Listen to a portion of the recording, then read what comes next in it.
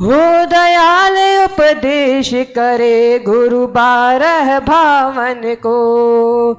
तिहुवण तिलयम देवम वंदे तम तिहुवणद परिपूजम। वोचम अणुपे हाओ भव्य जणाण दे जननियो। ये जो प्राकृत का मंगलाचरण है इसका अर्थ कुछ इस प्रकार है कि जैसे कोई मनुष्य है उसके अगर सर पे तिलक लगा दिया जाए तो वो जो उसका शरीर है उसमें वो सर्वोत्कृष्ट है, वो ही शोभनीय तिलक है। ठीक उसी प्रकार ये जो तीनों लोक है उसमें जो जिनेंद्र परमात्मा है वो सर्वोत्कृष्ट है, सर्व शोभनीय है। ठीक ऐसा ही यहाँ पे कार्तिका अनुप्रेक्षा में कहा गया है। फिर आगे कहते हैं कि जैसे कि 100 प्रकार के देव होते हैं, जो जिनेंद्र परमात्मा है वो 100 प्रकार के देवों के द्वारा वंदनीय है। इसलिए जो कार्तिक अनुप्रेक्षण कार्तिक स्वामी भी कहते हैं मैं भी उन्हें वंदन करता हूँ। और फिर कहते हैं कि जो भव्य जीव है अब उनको स्वयमेव आनंद की उत्पत्ति होए, इसलिए मैं यहाँ पे अनुप्रेक्षाएं कहता हूँ। ठीक ऐसा ही यहाँ पे मंगलाचरण है कार्तिक अनुप्रेक्षा में। सभी को सादर जय जिनेंद्र।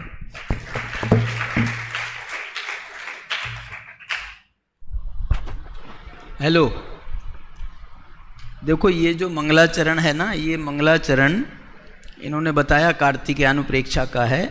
इसमें एक लाइन में तो भगवान को नमस्कार किया है ऊपर वाली लाइन में, और जो दूसरी नीचे वाली लाइन है उसमें अपनी उन्होंने प्रतिज्ञा की है। तो पहले में भगवान को नमस्कार करके क्या कह रहे हैं, तिहुवन तिलयम, फिर से चलाना भाई उसको,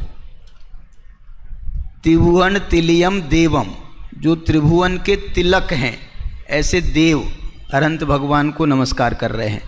और एक और विशेषण उन्होंने उसके बाद का दिया था, वो क्या था, तिहुवन तिलयम देवम, और उसके बाद भी भगवान का ही एक और विशेषण बताया।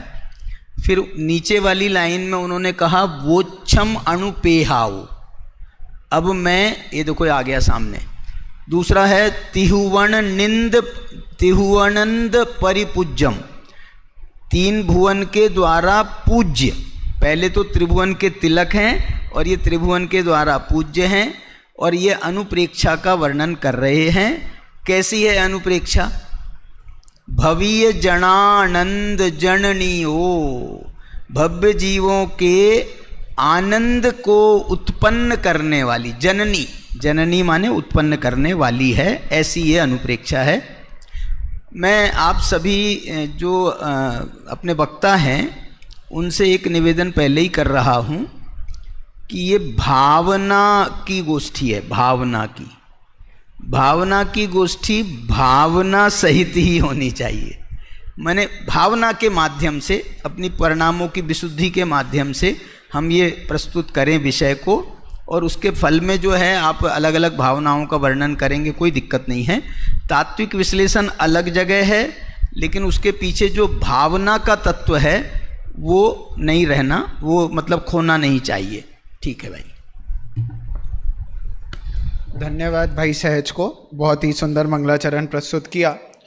12 भावना ये एक ऐसा विषय है जो कोई भी व्यक्ति जैन होगा और जो जैन नहीं है, जैनेतर लोग भी इस विषय से ज़रूर परिचित होंगे ही। प्रतिदिन प्रति घर में, प्रति मंदिर में ये 12 भावनाएं रोज़ पढ़ी जाती है। अनेक जगह अनेक प्रकार की 12 भावनाएं बनती भी है, दोहराई भी जाती है। तो वास्तव में एक एक भावना का स्वरूप, एक एक भावना में कितना कितना भाव है, ये सब वक्तागणों के माध्यम से एवं आदरणीय अध्यक्ष महोदय के माध्यम से हम यहाँ पर समझने का प्रयास करेंगे। इसलिए बहुत ही अच्छे से और बहुत ही धीरता एवं गंभीरता के साथ आपको यहाँ पर हर एक वक्ता को सुनना है। तो यहाँ से गोष्ठी को प्रारंभ करने के लिए प्रथम वक्ता के रूप में मैं बुलाता हूँ उपाध्याय कनिष्ठ से भाई अचल जैन, जिनका विषय है चिंतन का प्रारंभ अनुप्रेक्षा का सामान्य स्वरूप, एवं अगले क्रम में तैयार हैं भाई आगम जैन, उपाध्याय वरिष्ठ।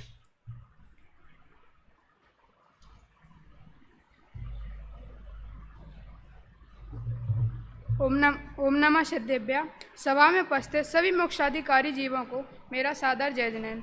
प्रवर्तमान गोष्ठी वैराग्य से वीतरागता की ओर 12 अनुप्रेक्षाएं, जिसमें मेरा विषय है चिंतन का आरंभ, अनुप्रेक्षा का सामान्य स्वरूप।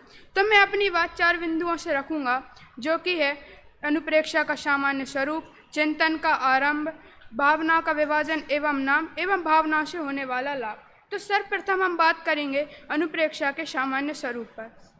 तो वैराग्य उत्पादक एवं तत्वपरक चिंतन ही अनुप्रेक्षा है।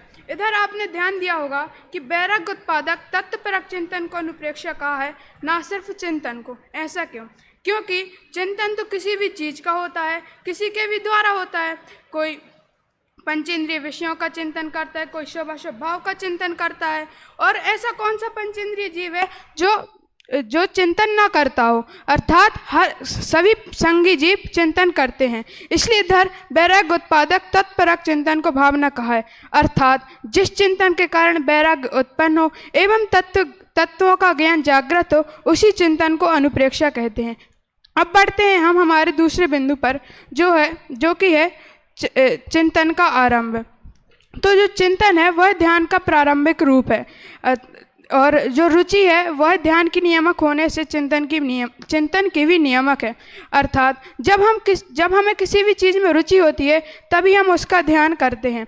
जैसे कि नमोकार मंत्र, जब हमें नमोकार मंत्र में रुचि होगी तभी हम उसका ध्यान करेंगे, पाठ करेंगे, अर्थ समझने की कोशिश करेंगे, वही उसका ध्यान होगा। और जो इसी कारण जो रुचि है वह ध्यान की नियामक है, और जो चिंतन है वह ध्यान का प्रारंभिक रूप है। इसी कारण रुचि चिंतन की भी नियामक हुई। यह बात हमने इसलिए समझी क्योंकि जब हमें संसार से अरुचि होती है तब आत्मा में रुचि होती है, तब हम आत्मा को समझने की कोशिश करते हैं, उसका ध्यान करते हैं, उसका चिंतन करते हैं। अब बढ़ते हैं हम हमारे तीसरे बिंदु पर, जो कि है भावनाओं का विभाजन एवं नाम। तो सर्वप्रथम हम भावनाओं के नाम जानते हैं, जो कि अनित्य, अशरण, संसार, एकत्व, अन्यत्व, अशुचि, आश्रव, संबल, निर्जरा, लोक, बोधि, दुर्लभ एवं धर्म। जो प्रारंभ की 6 भावनाएं हैं वह तो वैराग्योत्पादक हैं एवं अंतिम 6 भावना तत्वपरक हैं। क्योंकि जो संसारी जीव है वो स्त्री, पुरुष, पैसा और शरीर, इन्हीं संयोगों के कारण इस संसार में है और रहना चाहता है। तो अनित्य भावना में इन संयोगों की अनित्यता, अशरण भावना में आशरणता, संसार भावना में इनकी निस्सारता, एक आत्मा में एकता और संयोगों से भिन्नता क्रमशः एकत्व और अन्यत्व भावना में बताई जाती है, और इन संयोगों की मलिनता, अपवित्रता, अशुचि भावना में बताई जाती है, चिंतन की जाती है। इस कारण इन भावना से हमारे अंदर वैराग्य उत्पन्न होता है, यह वैराग्योत्पादक कहलाती हैं। अब बात करें अगर तत्वपरक भावनाओं की, तो आश्रय, संबल, निर्जरा तो तत्वों के नाम है, तो ये निश्चित ही तत्वपरक भावना होंगी ही। अब जो लोक भावना है उसमें जीव अजीब तत्वों की बात की जाती है, क्योंकि लोक भावना में हमें यह बताया जाता है कि संसार निस्सार है, संसार में कुछ भी नहीं है, तो और हमें जीव अजीब का ज्ञान होगा तभी हम इस संसार से निकल सकते हैं। अर्थात जब हम जीव और अजीब को एक दूसरे से भिन्न समझेंगे तभी हम इस संसार से निकल पाएंगे। बोधि दुर्लभ भावना में हमें मोक्ष तत्व की बात की जाती है, यानी कि मोक्ष कैसे दुर्लभ है, इस संसार से मोक्ष की दुर्लभता बताई जाती है। एवं अंतिम धर्म भावना में संबर निर्जरा के माध्यम से हमारा अंतिम लक्ष्य मोक्ष तत्व की बात की जाती है। इसी कारण ये अंतिम 6 भावना तत्वपरक होती हैं। अब हम हमारे अंतिम बिंदु की ओर बढ़ते हैं, जो कि है इन भावनाओं से लाभ। तो इन भावनाओं के लाभ गिनाते हुए शुभचंद्र आचार्य कहते हैं, लाभ गिनाते हैं कि इन भावनाओं से कसाय रूपी अग्नि शांत होती है, राग घटता है, हृदय में ज्ञान रूपी दीपक विकसित होता है एवं अंधकार विलीन होता है। और पंडित दौलत राम जी छेड़ाला नामक ग्रंथ में लिखते हैं कि यह जिस प्रकार माँ पुत्र को उत्पन्न करती है उसी प्रकार यह भावना वैराग्य को उत्पन्न करती हैं। इसी कारण संसार से विरक्त बड़भागी महाव्रतधारी मुनिराज इन भावनाओं का चिंतन करते हैं। और आचार्य उमा स्वामी अपने तत्वसूत्र नामक ग्रंथ में लिखते हैं कि इन भावनाओं का चिंतन करने से हमें शुद्धात्म तत्व के प्रति समर्पित होने का मार्ग प्रशस्त होता है एवं संबर निर्जरा रूपी निर्मल पर्याय उत्पन्न होती हैं, जो कि मोक्ष के लिए बेहद महत्वपूर्ण है। आप भी इन भावनाओं को समझे एवं मोक्ष पद को प्राप्त करें। इसी मंगल भावना से मैं अपनी वाणी को विराम देता हूँ। जय। बहुत सुंदर प्रस्तुत किया है बच्चे ने। क्या नाम है? अचल। देखो अभी इसी साल भर्ती हुआ है, हाँ। लेकिन उसने बहुत अच्छा तैयार किया। अभी कितने दिन हुए यहाँ पर स्मारक में आए? 1 महीना ही हुआ होगा, 1 महीना भी नहीं हुआ। ये घर से तैयार करके आया था क्या?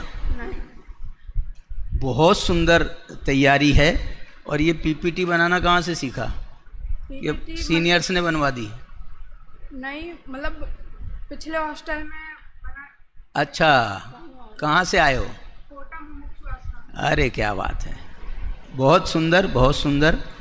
अच्छा मुझे एक बात बता दो, सिर्फ आप बताओ तो आप बता दो कि आपने कहा कि 6 भावनाएं वैराग्य परक हैं और 6 भावनाएं तत्व परक हैं। तो जो वैराग्य परक हैं उसमें तत्व नहीं है, और जो तत्व परक हैं उसमें वैराग्य नहीं है। आप लोगों में से कोई जवाब दे इसका। वो सबसे आखिरी में बता रहा। अच्छे से ऊंचा करना रहे हाथ। हाँ,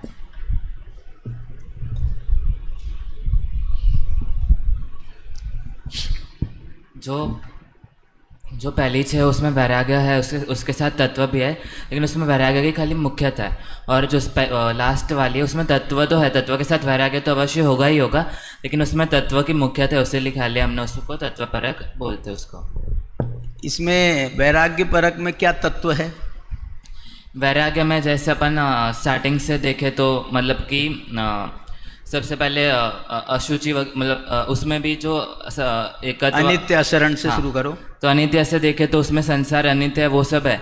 तो वो भी हमें आश्रव के मतलब आश्रव मतलब उसके ही तरफ ले जा रहा है कि वो दुख का कारण है। देखो देखो देखो देखो देखो, इसमें क्या है? अनित्यता ये भी वस्तु का धर्म है क्या? नहीं, अनित्यता वस्तु का धर्म है ना, प्रत्येक पर्याय अनित्य होती है, तो ये उसका तत्व है।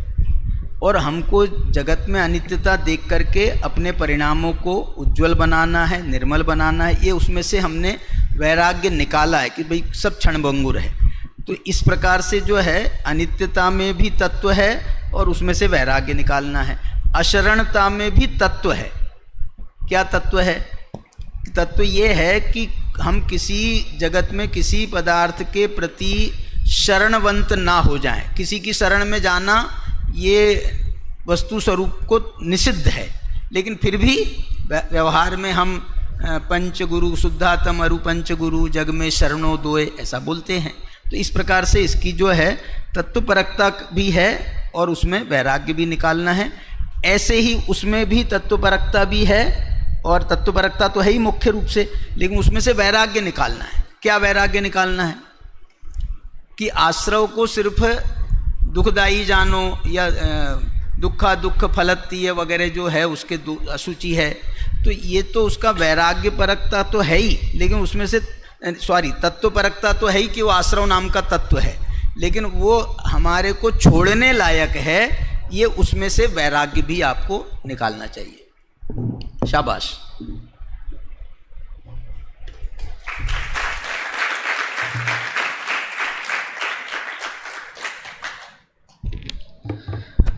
वैसे तो चिंतन के विषय बहुत हैं, लोक में समाज में हम बहुत चीज़ें पढ़ते हैं, बहुत दर्शनों को पढ़ते हैं, बहुत चीज़ों पे चिंतन हो सकता है, लेकिन वास्तव में वही चिंतन करने योग्य है जो मोक्ष मार्ग में लगाए, मोक्ष मार्ग में वृद्धि प्रदान करे। ऐसी बहुत सुंदर स्पष्टता भाई अचल ने करी। अब अगले विषय के लिए नित्यता की खोज अनित्य अनुप्रेक्षा, उपाध्याय वरिष्ठ से आगम जैन आएंगे और अगले क्रम में तैयार रहे तनिष्क जैन, उपाध्याय कनिष्ठ। ओम नमः सिद्धेभ्यः। आदरणीय अध्यक्ष महोदय, मुख्य अतिथि महोदय और सभा में उपस्थित सभी साधर्मियों को मेरा सादर जय जिनेन्द्र। आज की इस प्रवर्तमान ज्ञान गोष्ठी का विषय वैराग्यता से वीतरागता की ओर 12 अनुप्रेक्षाएँ। उनमें से मेरा प्रतिपाद्य केंद्र बिंदु है नित्यता की खोज और अनित्य अनुप्रेक्षा। तो मैंने अपने विषय को 3 बिंदुओं में विभाजित किया है। पहला तो नित्य और अनित्य की व्युत्पत्ति, दूसरा अनित्य अनुप्रेक्षा का सामान्य स्वरूप, तीसरा अनित्य अनुप्रेक्षा को जानने का प्रयोजन। तो नित्य शब्द की व्युत्पत्ति नि उपसर्ग पूर्वक यत् प्रत्यय पूर्वक नित्य शब्द बनता है, जिसका अर्थ होता है सर्वदा भवति नित्य। जो तीनों कालों में किसी न किसी रूप में विद्यमान रहता है उसे नित्य कहते हैं। और अनित्य शब्द की व्युत्पत्ति आ उपसर्ग पूर्वक नित्य शब्द के मेल से अनित्य शब्द बनता है, जिसका अर्थ होता है ना नित्यः इति अनित्यः। जो सदा एक सा नहीं रहता है, परिवर्तनशील है, वह अनित्य है। तो दूसरे बिंदु को रखने से पहले मैं आप सबके समक्ष एक प्रश्न रखता हूँ कि इस संसार में अपना कौन है। अपना तो वह है जो सदैव अपने साथ रहे। अगर हमें किसी वस्तु की खोज करना है तो हम खोज करने के उपरांत उस वस्तु में यह गुण उसकी परीक्षा करते हैं और गुण देखते हैं कि जो गुण हमें उस वस्तु में चाहिए थे वह गुण इसमें हैं या नहीं। जैसे जो हमारे आसपास में पाए जाने वाले पदार्थ हैं जिन्हें हम अपना मानते हैं, तो क्या वह वास्तव में हमारे अपने हैं? जो हमारे माता पिता हैं जिन्हें हम अपना मानते हैं, क्या वह हमारे साथ सदैव स्थिर रहेंगे? मतलब वो नित्य हैं? नहीं, वो नित्य नहीं है। अगर वह नित्य होते तो जो अभी हमारे इस भाव में माता पिता हैं तो वह अगले आगामी भाव में वही हमारे माता पिता होते। और जो शरीर है, हम कहीं भी जाएं तो ये शरीर हमारे साथ चलता है। चाहे हम दिल्ली जाएं चाहे जयपुर, तो ये शरीर हमारे साथ चलता है। तो इसका मतलब यह है कि यह शरीर नित्य है? ऐसा नहीं है। अगर शरीर नित्य होता तो जो शरीर अभी हमारा मनुष्य पर्याय में है तो वो शरीर हमारा अगले आगामी पर्याय त्रेंच पर्याय में भी वैसा ही शरीर रहता और वैसा ही नरक और देव में रहता। परंतु ऐसा नहीं है। अगर शरीर हमारा होता तो जो स्वरूप अभी हमारा बाल्यावस्था में शरीर का है तो वही स्वरूप वृद्धावस्था युवावस्था में होता। तो इसका मतलब यह है कि शरीर अनित्य है, क्षणभंगुर है। इसी बात की पुष्टि करते हुए आचार्य कुंद देव वारसाणु व्याख्या ग्रंथ में लिखते हैं, देव, मनुष्य और राजाओं के श्रेष्ठ महल, यहाँ तक कि माता पिता, ताऊ काका आदि ये सब अनित्य हैं, स्थिर रहने वाले नहीं हैं, छोड़कर जाने वाले हैं। और पांचवी गाथा में तो यहाँ तक लिखते हैं कि संपूर्ण इंद्रियां, बल, तेज, सौभाग्य और लावण्य यह सब इंद्रधनुष के समान चंचल हैं। और आचार्य कार्तिकेय स्वामी कार्तिकेयानुप्रेक्षा की चौथी गाथा में लिखते हैं, जो कुछ उत्पन्न हुआ है उसका नियम से नाश होगा। यह सब इंद्रधनुष के जो कुछ उत्पन्न हुआ है उसका नियम से नाश होगा। पर्याय की दृष्टि से कोई भी चीज़ नित्य नहीं है और पांचवी गाथा में कार्तिकेय स्वामी लिखते हैं कि जो जन्म है वह मरण सहित है, और जो जरा है, जो यौवन है वो जरा सहित है, और जो लक्ष्मी है वह विनाश सहित है। जगत के सब पदार्थ क्षणभंगुर हैं और पंडित दौलत राम जी भी छैडाला में लिखते हैं, जिस प्रकार इंद्रधनुष और बिजली देखते ही देखते विलीन हो जाते हैं, उसी प्रकार ये बाल्यावस्था, वृद्धावस्था और यौवावस्था ये सब नाश को प्राप्त होने वाले हैं। इन सब बातों से यह समझ में आता है कि जगत में कोई भी पदार्थ नित्य नहीं है। अगर कोई वस्तु नित्य है तो त्रिकाली ध्रुव चैतन्य स्वभावी निज शुद्धात्मा ही नित्य है। अनित्य अनुप्रेक्षा का जानने का प्रयोजन, अनित्य अनुप्रेक्षा के जानने का प्रयोजन यह है, उससे संसार, शरीर, भोग और क्षणभंगुरता का बोध होता है, उससे वैराग्य उत्पन्न होता है और नित्यता की ओर पुरुषार्थ करने की प्रेरणा मिलती है। और अनित्य अनुप्रेक्षा का बार बार चिंतन करना ही पर्याप्त नहीं है। नित्य दृष्टि के विषय निःशुद्धात्मा का ध्यान करना ही इसका प्रयोजन है। अंत में मैं 4 पंक्ति बोलकर अपने वक्तव्य को विराम देता हूँ। नहीं बदल कर नित्य बदलना यह स्वभाव की खूबी है, नहीं बदल कर नहीं बदलना यह भी बात बखूबी है। वस्तु नित्य और अनित्य है, नित्यानित्य जरूरी है, स्याद्वाद की अद्भुत महिमा जिन शासन की खूबी है।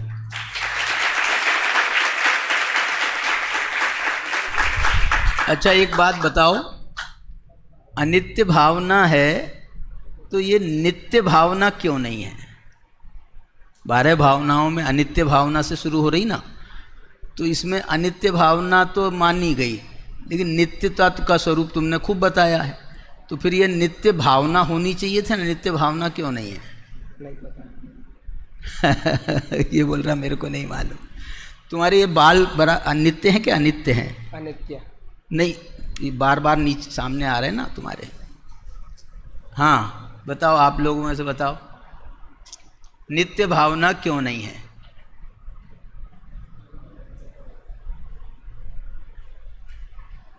हाँ बोलो भाई, बोलो बोलो बेटा। अरे माइक दे दो उसको। हाँ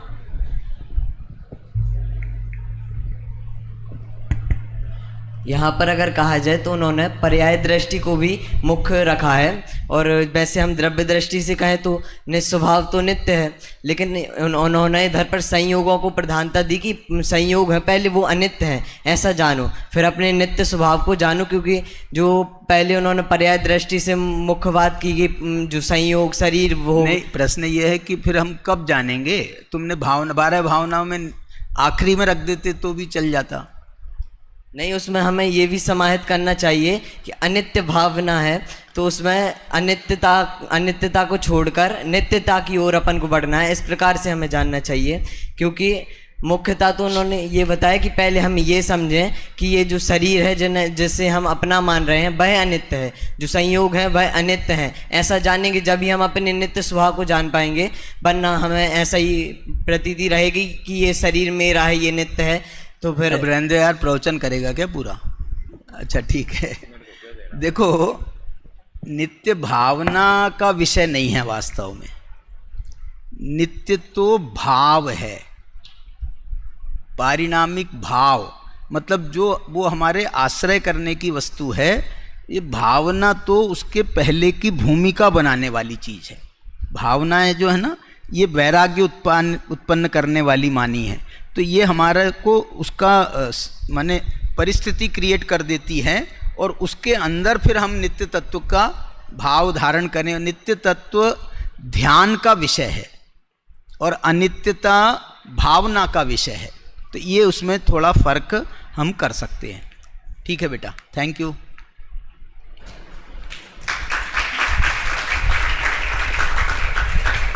बहुत ही सुंदर विषय प्रस्तुत किया कि वास्तव में समस्त द्रव्य ही नित्य है और उनकी पर्याय वास्तव में अनित्य होती है। अब अगले क्रम में उपाध्याय कनिष्ठ से तनिष्क जैन, जिनका विषय है निज स्वरूप ही शरण अशरण अनुप्रेक्षा, और आगामी क्रम में तैयार हैं भाई अनुग्रह जैन।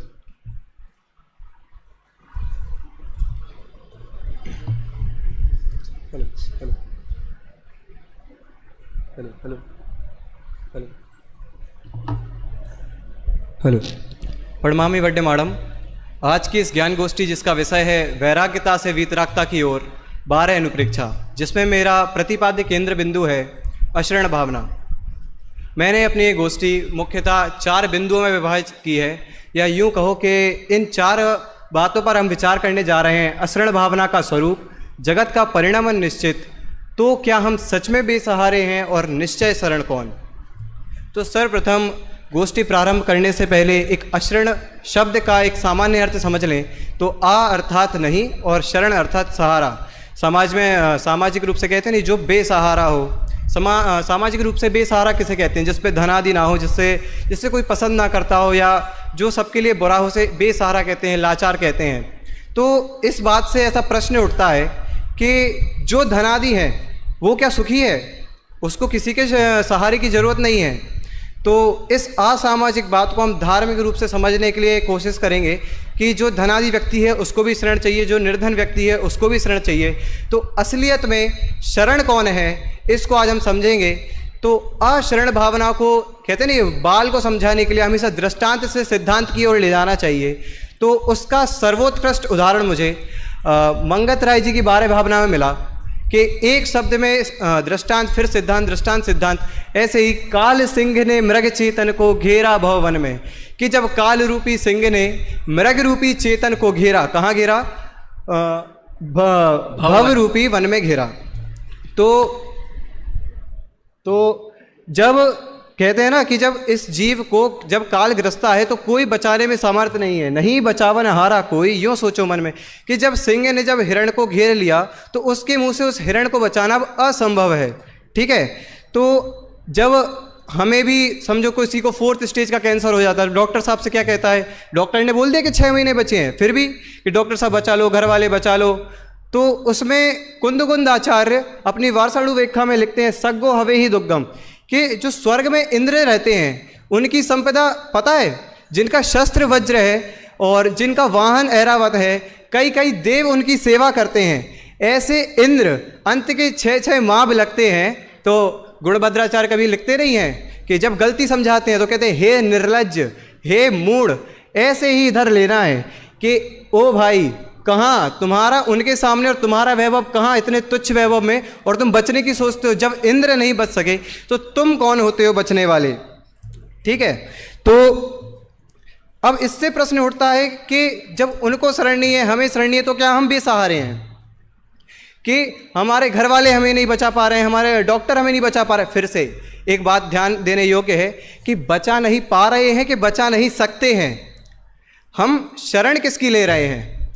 जो खुद मृत्यु से डरते हैं, ऐसे डॉक्टर की, या खुद मृत्यु से डरते हैं, ऐसे हम घर वालों की शरण ले रहे हैं कि वो बचा नहीं रहे हैं कि बचा सकते नहीं है। इस बात पे विचार हमें आज यहाँ करना है कि पहली बात, हमें अपेक्षा ही क्यों रखनी है, हमें किसी से अपेक्षा ही क्यों रखनी है। कोई अपेक्षा हो नहीं, निर्द्वंद हो जीवन, संतुष्ट निज में ही रहूं, नित आप सम भगवान। किसी से अपेक्षा रखनी ही क्यों है? फिर इतने में प्रश्न उठता है कि हम किसी से अपेक्षा ना रखें, हमारी कोई शरण नहीं है, हमें कोई बचा नहीं सकता है, तो हम किसकी शरण जाएं? ये मेरे अंदर भी प्रश्न उठा, तो मैं भाग के गया दादा के पास, दादा इस प्रश्न का उत्तर दो। तो दादा ने मेरे से कहा निज आत्मा निश्चय शरण व्यवहार से परमात्मा, कि जो हमारी निज आत्मा है, निश्चय की शरण बाद में बात करते हैं, ये व्यवहार से परमात्मा क्यों कहा? व्यवहार से परमात्मा क्यों कहा? दादा के प्रवचन में कल ही आया था कि हम पंच परमेष्टि की शरण लें, और पंच परमेष्टि किसकी शरण लेते हैं? हमें उनकी शरण लेना चाहिए। तो पंच परमेष्टि ने किसकी शरण ली? अपनी निज आत्मा की शरण ली। उपाध्याय आचार्य और साधु ने किसकी शरण ली? अपनी आत्मा की शरण ली। अरेंद्र भगवान ने किसकी शरण ली? अपनी आत्मा। सभी पंच परमेष्टियों ने जिसकी शरण ली, हम उसकी शरण में जाना चाहिए। इसलिए निज आत्मा निश्चय शरण, हमें केवल और केवल निज आत्मा की शरण लेना चाहिए, जो इस पूरे संसार में न पंच परमेष्टि व्यवहार से हैं और कोई तो शरण है ही नहीं।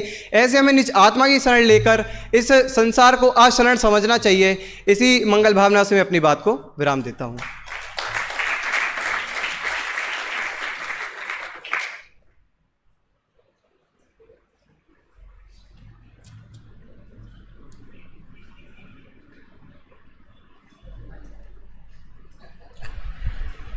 इनका विषय था शरण अशरण का, और इन्होंने अच्छे से तैयार किया है।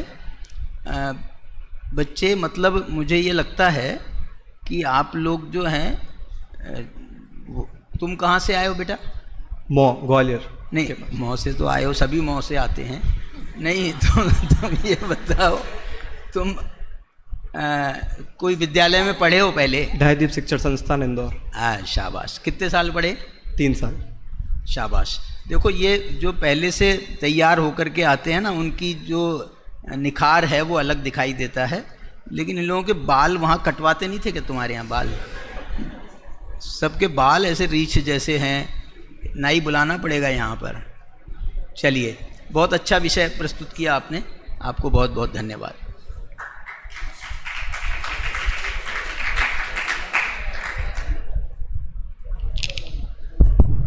संसार की समस्त वस्तुएं, चाहे कुछ भी हो, मूल में तो अशरण रूपी है, क्योंकि अनित्य भी हैं। और ऐसा नहीं है कि कोई बचा पाता नहीं है, हमें कोई बचा सकता ही नहीं है, कोई योग्यता नहीं, कोई क्षमता नहीं। इसी तरह बहुत सुंदर विषय प्रस्तुत किया भाई तनिष्क जैन ने। अब अगले विषय, परिभ्रमण एवं लोक सत्य, संसार एवं लोक अनुप्रेक्षा, उपाध्याय वरिष्ठ से भाई जिनम जैन आए, और अगले क्रम में तैयार रहे भाई प्रातिहार्य जैन। अनुग्रह जैन आए उपाध्याय कनिष्ठ से, और अगले विषय में तैयार है भाई जिनम जैन।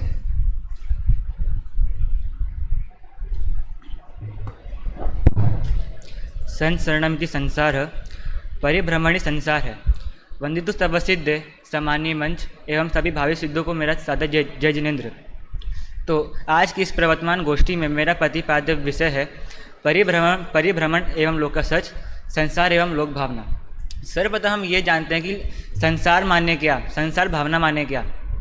तो पंडित दौलत राम जी अपने 6 डाला ग्रंथ की 5वीं ढाल में कहते हैं कि जो यह जीव है ये चारों गति में ही भ्रमण करता है और पर द्रव्य में ही अपनत्व करता है। फिर वे कहते हैं कि यह जीव निरंतर पंच परावर्तन करता रहता है। पंच परावर्तन कौन कौन से? द्रव्य, क्षेत्र, काल, भव, भव। फिर वे कहते हैं कि इस संसार में किंचित मात्र सुख भी नहीं है। तो सुख कहाँ? अपनी आत्मा में। फिर स्वामी कार्तिकेय अपने कार्तिकेय अपेक्षा ग्रंथ में कहते हैं, संसार का स्वरूप बताते हुए कहते हैं कि यह जीव अपने आप को भूल कर इस संसार में भ्रमण करता है। फिर वे कहते हैं कि एक शरीर से दूसरे शरीर में उत्पन्न होना ही संसार है। फिर वे ये कहते हैं कि यह जीव की जो बुद्धि है वह पर्याय बुद्धि है, मतलब कि यह जीव किसी भी योनि में जन्म लेता है फिर वह उसमें ही ममत्व करने लगता है। अब ये तो ही संसार की बात। अब लोग क्या? तो अन्य मतों में देखा जाए कि अन्य मत कहते हैं कि लोग को इसने बनाया है, लोग का कोई रक्षक है, लोग को कोई ना कोई नष्ट कर देगा। तो क्या ये सच है? नहीं। तो लोग को ना तो किसी ने बनाया है, ना तो कोई इसको नष्ट कर सकता है और ना ही कोई इसकी रक्षा है। तो लोग कैसा है? लोग जैसा है वह वैसा ही है जैसा सर्वज्ञ भगवान ने देखा है। फिर स्वामी कार्तिक अपने कार्तिकानुपेक्षा ग्रंथ में कहते हैं कि यह लोक है वह 6 द्रव्य के समूह से बना हुआ है। जब यह लोक 6 द्रव्य के समूह से बना हुआ है तो क्या यह नष्ट हो सकता है? नहीं। फिर जैसा भाई अचल ने बताया था कि जो भावना है वह 12 हैं और उसमें से जो प्रथम की 6 है वह वैराग्य परक भावना है और अंत की 6 तत्व परक भावना है। तो वैराग्य परक भावना में संसार भावना को क्यों लिया? क्योंकि उसमें चारों गतियों के दुखों का वर्णन है और यह जीव पर पदार्थ में ही अपना तो मानता है। फिर पंडित बुधर दास जी कहते हैं ये संसार विषय सुख हो तो तीर्थंकर क्यों त्यागे। तो तीर्थंकर ने संसार को क्यों त्यागा? क्योंकि संसार में सुख ही नहीं है। सुख क्यों नहीं है? कि वह जीव पर में ही ममत्व करता है। तो ये हुई संसार की बात। अब लोक में क्या? अब लोक को तत्परक में क्यों लिया है? अब लोक को तत्परक में इसलिए लिया है कि जो ये द्रव्य है, द्रव्य का कोई कर्ता धर्ता नहीं है। लोक स्वतंत्र है, जो द्रव्य है वह स्वतंत्र है और द्रव्य का कोई कुछ बिगाड़ नहीं सकता। फिर कहते हैं कि जो एक द्रव्य है वो दूसरे द्रव्य का अधिकारी नहीं है और ये 6 द्रव्य का जो स्वरूप लोक है उससे भिन्न आत्मा मैं हूँ। अब अंत में एक प्रश्न उठता है कि जो लोक भावना है, लोक है, उससे संवर निद्रा कैसे हो? संवर निद्रा कैसे होगी? तो आचार्य उमा स्वामी अपने तत्वा सूत्र के 9वें अधिकार संवर निद्रा अधिकार में कहते हैं कि जो धर्म ध्यान है वे 4 प्रकार के हैं। कौन कौन से? आज्ञा विचय, अपाय विचय, विपाक विचय और संस्थान विचय। अब जो संस्थान विचय में क्या कहा कि जो जिनागम के प्रतिपादिक लोक का क्या आकार है, ऊर्ध्वलोक, मध्यलोक और अधोलोक 14 राजू में, उसमें जो विशेष है वह जीव है। फिर वे कहते हैं परे मोक्ष हेतु। परे मोक्ष हेतु अर्थात कि धर्म और शुक्ल ध्यान ही मोक्ष के कारण है। इसी प्रकार मैं अपनी वाणी को विराम देता हूँ। ओम नमः सिद्धेभ्य।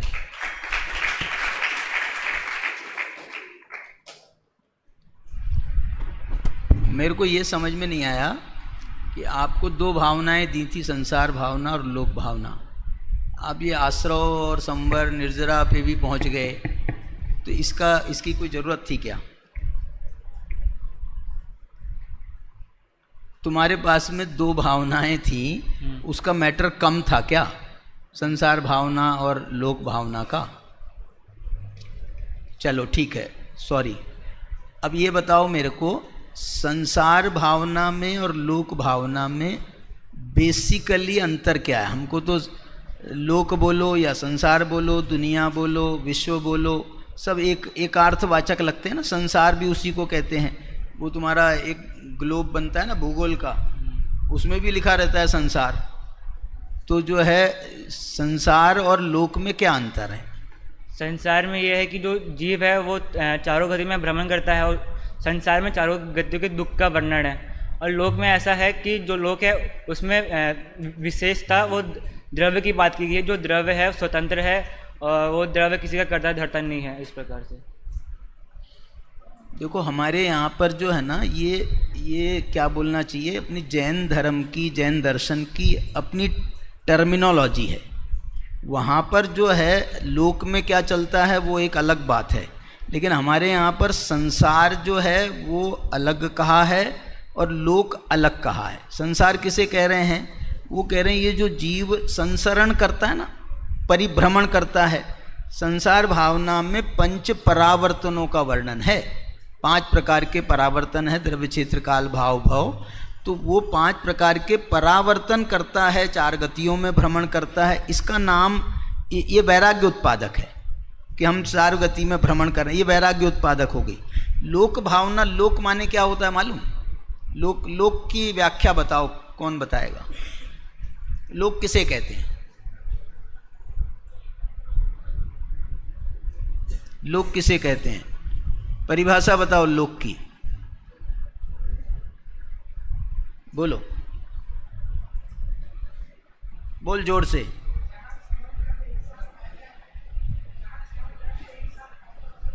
शाबाश शाबाश। देखो लोक की परिभाषा है लोक्यन्ते इति लोकः, जहाँ पर 6 द्रव्य दिखाई दें, जहाँ पर 6 द्रव्य पाए जाते हैं, उसका नाम लोक। लोक माने विश्व। 6 द्रव्यों के समूह को विश्व कहते हैं ना, उसी का ये पर्यायवाची शब्द है। इसलिए ये जो है ये तात्विक है।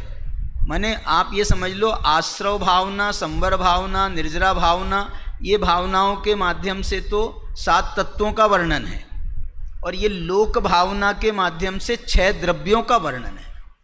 6 द्रव्यों का स्वरूप इसमें समाहित हो जाता है। इस प्रकार से इसको समझना चाहिए। बहुत अच्छा बेटा।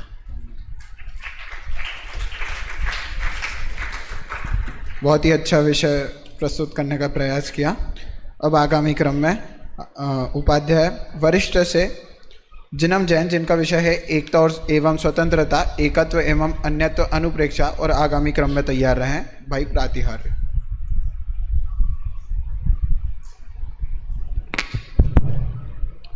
ओम नमः सिद्धेभ्य। सम्मानीय मंच एवं सभा में उपस्थित सभी भावी सिद्धों को मेरा सादर जय जिनेंद्र। आज की प्रवर्तमान ज्ञान गोष्ठी में मेरा प्रतिपाद्य है एकता एवं स्वतंत्रता, एकत्व एवं अन्यत्व भावना। मैंने अपने विषय को 3 बिंदुओं में विभाजित किया है। यदि हम सर्वप्रथम बिंदु के ऊपर देखें तो ये एकत्व और अन्यत्व भावना समझने की आवश्यकता क्या है, तो उसके लिए अभी तक हमने जो पूर्व भावनाएं हैं उनसे हमने ये तो समझ लिया कि ये जो हमें संयोग प्राप्त हैं, ये असार हैं, ये हमें सुख को नहीं दे सकते, परंतु फिर भी ज्ञानी हो या अज्ञानी, उसे राग अथवा अज्ञानवश इनको भोगने का विकल्प आ ही जाता है। अब इसी विकल्प के जड़ से नाश करने के लिए एकत्व एवं अन्यत्व भावना का स्वरूप समझना आवश्यक है। अब यदि सर्वप्रथम हम एकत्व भावना की तरफ देखें तो एकत्व भावना हमें क्या बताती है कि मैं जन्म से लेकर मरण तक, सुख अथवा दुख, सभी परिस्थितियों में मैं अकेला ही हूँ, मेरा कोई साथ देने वाला नहीं है।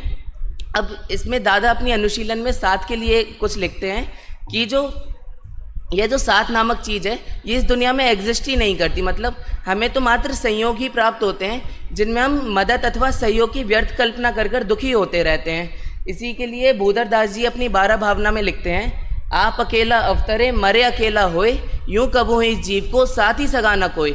अर्थात यह जीव अकेला ही जन्म लेता है, अकेला ही मरण को प्राप्त होता है, अथवा कहे तो यह जीव जन्म से लेकर मरण तक अकेला ही है।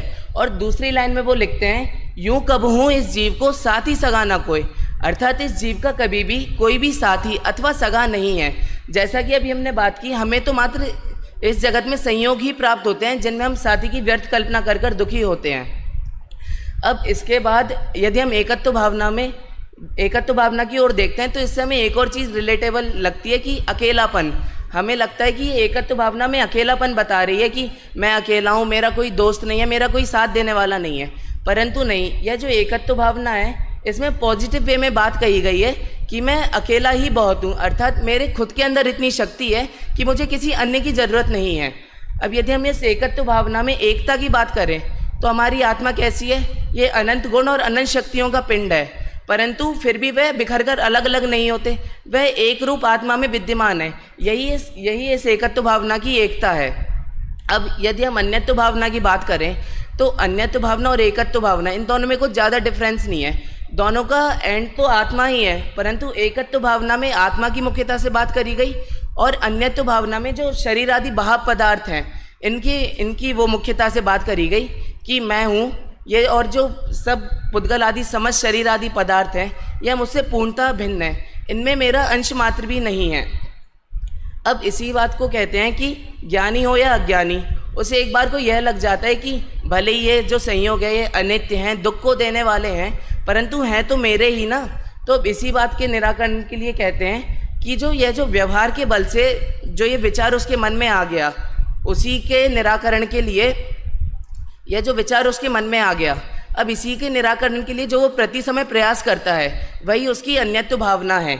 अब अन्यत्व भावना में यह बात तो हो गई, परंतु अन्यत्व भावना में हमें ये जो बाह्य पदार्थ है, शरीर, पुत्र, मकान, दुकान, यह तो हमें प्रत्यक्ष में दिखता है ये मुझसे भिन्न है, परंतु जो हमारा शरीर है ये प्रति समय यही लगता है कि ये शरीर तो मेरा ही है ना, ये मेरा जन्म से मरण तक साथ भी देता है, प्रत्येक सुख दुख में मेरे साथ रहता है। तो इसके निराकरण के लिए आचार्य कुंदगुन लिखते हैं कि आचार्य कुंदगुन वारसाणुवेखा की 23 नंबर की गाथा में कहते हैं, आत्मा ज्ञान दर्शन स्वरूप है और शरीर आदि सभी बाह्य पदार्थ इससे भिन्न है और इसी का चिंतन अन्यत्व भावना है। इस बात को साइंस भी प्रूव करती है कि कुछ तो एक ऐसी एंटिटी है जो हर पर्याय में सेम है, जिसके लिए एक टर्म आती है साइंस में पास्ट लाइफ रिकॉग्नाइजेशन, जिसको जैन धर्म में जाति स्मरण ज्ञान भी कहते हैं। तो अगर यदि हम शरीर और आत्मा को एक माने तो यह चीज़ पॉसिबल ही नहीं होगी, क्योंकि शरीर के साथ फिर आत्मा का भी नाश हो जाना चाहिए। अगर यह हमें हो रहा है, पुरानी बातें याद आ रही हैं, मतलब दोनों भिन्न हैं। अब यदि हम इसी अन्यत्व भावना में स्वतंत्रता की बात करें तो हमारे ऊपर बोझ किसका रहता? बड़े लोग हैं, उनको मुझे अपने घर के लिए कमाना है, छोटे बच्चे हैं, मुझे पढ़ाई करनी है, शरीर का देखभाल करनी है। जब ये सब मेरे हैं ही नहीं तो हमारे दिमाग में बोझ किसका? इसी बात से अन्यत्व भावना में स्वतंत्रता सिद्ध करती है। अभी हम इसी एकत्व और अन्यत्व भावना का स्वरूप जानकर अपनी आत्मा में लीन हो, इसी मंगल भावना से मैं अपनी वाणी को विराम देता हूँ। ये जो तुम्हारा आखिरी का स्लाइड है, इसका क्या मतलब है? मेरे समझ में नहीं आया। साइंटिफिक डाटा तुमने काय का प्रस्तुत किया? जो 5 साल में जितने भी मतलब केसेस दर्ज हुए हैं कि उनको पिछले साल जाति स्मरण ज्ञान हुआ, ये उसके केस है 2021 में इतने लोगों को। ये तो ये अपने को क्या अन्यत्व और एकत्व भावना में क्या काम का डाटा है? नहीं, ये अन्यत्व भावना के लिए है कि हमें शरीर, हमें बाह्य पदार्थ तो दिखते हैं मुझसे भिन्न है, परंतु शरीर हमें डायरेक्ट दिखता नहीं है मुझसे भिन्न है। तो अब शरीर और आत्मा को भिन्न बताने के लिए कुछ एक ऐसी एंटिटी तो है ना जो इस पर्याय और अगली पर्याय दोनों में कॉमन है, तो उसी के प्रूफ के लिए ये। बहुत अच्छा। मतलब इन्होंने क्या बताया आप लोगों को समझ में आया? ये डाटा का क्या मतलब है बेटा, बताओ, आप बताओ।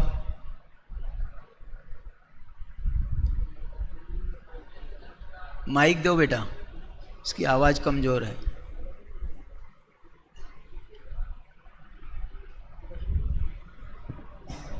जिस प्रकार मुझे समझ में आया, अन्यत्व धर्म, अन्यत्व भावना है ना, उसकी डाटा है, उस विषय पर प्रस्तुत किया हुआ है। नहीं, ये तो कोई बात नहीं हुई।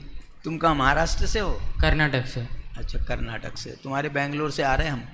हाँ बताओ, और कौन बताएगा?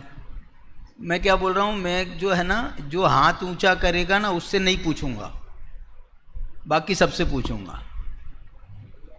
आया समझ में? हाँ तुम बताओ बेटा।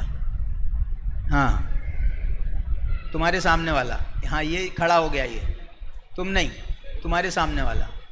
हाँ बोलो। मतलब जो अन्यत्व भावना है उसका पूरा 2021 से लेकर 2025 तक जाति स्मरण, शाबाश, जाति स्मरण के बारे में डाटा है ये, लेकिन इसका अन्यत्व भावना से क्या संबंध है? मतलब तुम जो है ना ये बहुत दूर की कौड़ी ढूंढ के लाए हो, मतलब, और यहाँ पर इसका कोई रेफरेंस समझ में आ नहीं रहा है, तो जो है एकदम से जो है वो एकदम झटका देने वाली बात है, और बहुत मतलब लंबा खींच करके उसका संबंध बन रहा है। संबंध ये इन्होंने ज़रूर बताया है कि शरीर और आत्मा भिन्न हैं, फिर भी शरीर तो भिन्न हो जाता है और आत्मा की कंटिन्यूटी चालू रहती है। इसको हम क्या बोलते हैं, पुनर्भवों के द्वारा जो क्या बोलते हैं, पुनर्भवन है, जाति स्मरण की बात भी है। और जब हम एक भव से दूसरे भव में जाते हैं तो हमारी आत्मा जाती है, शरीर छूट जाता है, तो शरीर से हमारा अन्यत्व है, ये इन्होंने इसमें सिद्ध किया है। ठीक है। एकत्व भावना और अन्यत्व भावना का स्वरूप समय सार के आधार पर बताइए। समय सार में कहाँ है एकत्व भावना अन्यत्व भावना का स्वरूप? आप लोगों में से बताइए, है समय सार में कहीं एकत्व अन्यत्व भावना?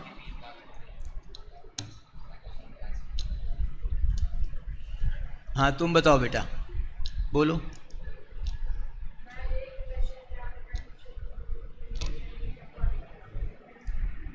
इसमें तो एकत्व आया ना, अन्यत्व भी आया।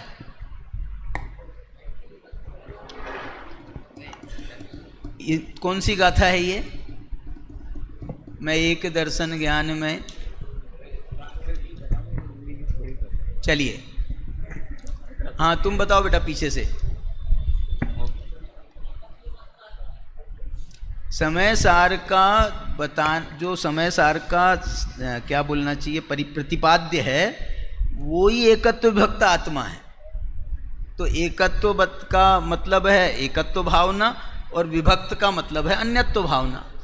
5वीं गाथा में उन्होंने कहा ना, तम एयत विहत्तम दाये हम अपनो एयत विहत्तम। और 4थी गाथा में भी एकत्व विभक्त बताया, तीसरी गाथा में भी एकत्व की बात करी है। इसलिए पूरा समय सार एकत्व विभक्त के लिए समर्पित है। चलिए शाबाश।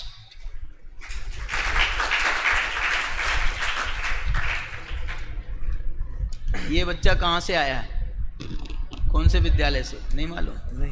चलो, चैतन्य धाम से। चैतन्य धाम से, कोटा से आया, कोटा, चैतन्य धाम से नहीं। बहुत ही अच्छा विषय प्रस्तुत किया एकत्व और अन्यत्व अनुप्रेक्षा पे भाई जिनम ने। अब अगला विषय देह के प्रति मोह भंग असुचि अनुप्रेक्षा, उपाध्याय कनिष्ठ से प्रातिहार्य जैन, और उसी क्रम में तैयार रहे अविरल जैन, उपाध्याय वरिष्ठ।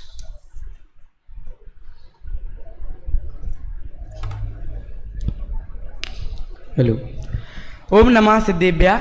यहाँ उपस्थित आदरणीय मंचासीनगण एवं सभा में उपस्थित सभी साधर्मी भाइयों को मेरा शुद्धात्म वंदन। आज के इस प्रवर्तमान ज्ञान गोष्ठी में मेरा प्रतिपाद केंद्र बिंदु है देह के प्रति मोह भंग असूचि अनुप्रेक्षा। इस विषय को हम मुख्यतः 3 बिंदुओं के माध्यम से समझेंगे। पहला, असूचि का अर्थ, दूसरा उसकी सामान्यतः व्याख्या एवं कुछ अन्य उद्धरण, और तीसरा एवं बहुत ही ज़रूरी मुख्य बिंदु अर्थात उससे जानने से हमें कौन सा और क्या लाभ होगा। तो हम बढ़ते हैं हमारे प्रथम बिंदु की ओर कि असूचि का अर्थ क्या होता है। तो ये असूचि है, यह 2 शब्दों से बना हुआ है, एक अ और एक सूचि। अ का अर्थ होता है नहीं और सूचि का अर्थ होता है पवित्र, अर्थात ऐसा जो कि पवित्र ना हो उसे असूचि कहने में आता है। तो फिर प्रश्न उठता है असूचि अनुप्रेक्षा किसे कहते हैं? तो फिर कार्तिकीय अनुप्रेक्षा में आचार्य कार्तिकेय देव गाथा नंबर 87 में लिखते हैं कि जो भव्य सर्वप्रथम तो पर देह से अर्थात स्त्री पुत्रादि के देह से विरक्त होता है, फिर उसके पश्चात स्वयं के देह से भी अनुराग छोड़कर अपने आत्म स्वरूप में ही अनुरक्त रहता है, उसी में लीन रहता है, उसे ही यह असूचि भावना होती है और उसे ही असूचि भावना कहने में आता है। अब हमारा अगला बिंदु है उसकी सामान्य व्याख्या एवं अन्य ग्रंथों के उद्धरण। तो उसे एक सरल उदाहरण से समझे। तो जिस प्रकार आपने राजहंस का उदाहरण सुना होगा कि जैसे राजहंस होता है, उसके सामने अगर दूध रख दो तो वह दूध पी लेगा और पानी छोड़ देगा। अर्थात अपन जब दूध को देखते हैं तब हमें पानी और दूध अलग अलग नहीं दिखते, एक ही दिखते हैं, परंतु वास्तविकता क्या है कि पानी और दूध दोनों ही भिन्न भिन्न है। उसी प्रकार इस आत्मा का और देह का भी खेल है। आत्मा और शरीर भी दिखते एक है, हर क्रिया में एक दिखते हैं, परंतु वास्तविकता में देखो तो दोनों ही भिन्न भिन्न है। ना आत्मा के गुण शरीर में मिल पाएंगे और ना ही शरीर के गुण आत्मा में मिल पाएंगे।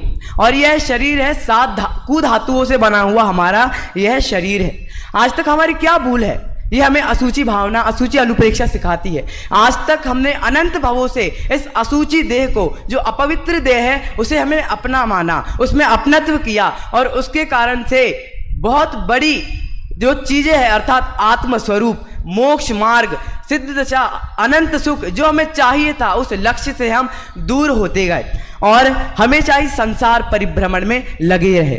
तो हमें ये विचार करने योग्य वस्तु है कि ऐसे असूची देह में आज तक हमने मोह कैसे रखा, अपनत्व कैसे किया। इसी असूची भावना को बताते हुए पंडित दौलत राम जी अपने छैड़ाला ग्रंथ की 5वीं ढाल में लिखते हैं कि यह जो शरीर है वह मांस, रक्त, पीप, विष्ठा आदि की थैली है और इसमें हड्डी, चर्बी आदि से यह निरंतर ही अपवित्र रहता है और इसमें 9 दरवाजे जो कि घृणा ग्लानि उत्पन्न करवाते हैं, ऐसे 9 दरवाजे हैं। और ऐसे वो अंत में प्रश्न करते हैं कि ऐसे देह से हम मोह कैसे रख सकते हैं, प्रेम कैसे रख सकते हैं, राग कैसे रख सकते हैं। इसका अर्थ है कि हमें उसमें राग, प्रेम, मोह नहीं रखना चाहिए। वार्ताणुवेक्षा में भी आचार्य कुंद देव कहते हैं कि यह जो शरीर है वह हड्डियों से बना हुआ है, मांस से लिपटा हुआ है और चमड़े से ढका हुआ है और साथ ही साथ इसमें बहुत सारे जीव, कीड़े इत्यादि भी भरे हुए हैं, इसलिए यह सदैव ही मैला रहता है। देवशास्त्र गुरु पूजन में भी बाबू जुगल किशोर जी अपने जयमाला में लिखते हैं, जिसके श्रृंगारों में मेरा यह महंगा जीवन धुल जाता, अत्यंत असुचि जड़ काया से इस चेतन का कैसा नाता। अब हमारा अगला बिंदु है, इससे जानने से हमें लाभ क्या होगा, जो कि बहुत आवश्यक है। असूची अनुप्रेक्षा समझ ली, उससे क्या होगा वो समझ लिया, उसके बारे में हमने क्या जाना वो सब हमने समझ लिया, पर लाभ क्या है? तो प्रेजेंट में क्या लाभ है? हम हर समय प्रति समय उसी पर ध्यान देते हैं। किस पे? शरीर पर ही ध्यान देते हैं। कहीं बाहर जाएंगे तो पाउडर, क्रीम इत्यादि लगाएंगे। किसी को अगर बहुत ज़्यादा अट्रैक्टिव करना है तो उसके लिए परफ्यूम, ड्यू इत्यादि लगा लेते हैं।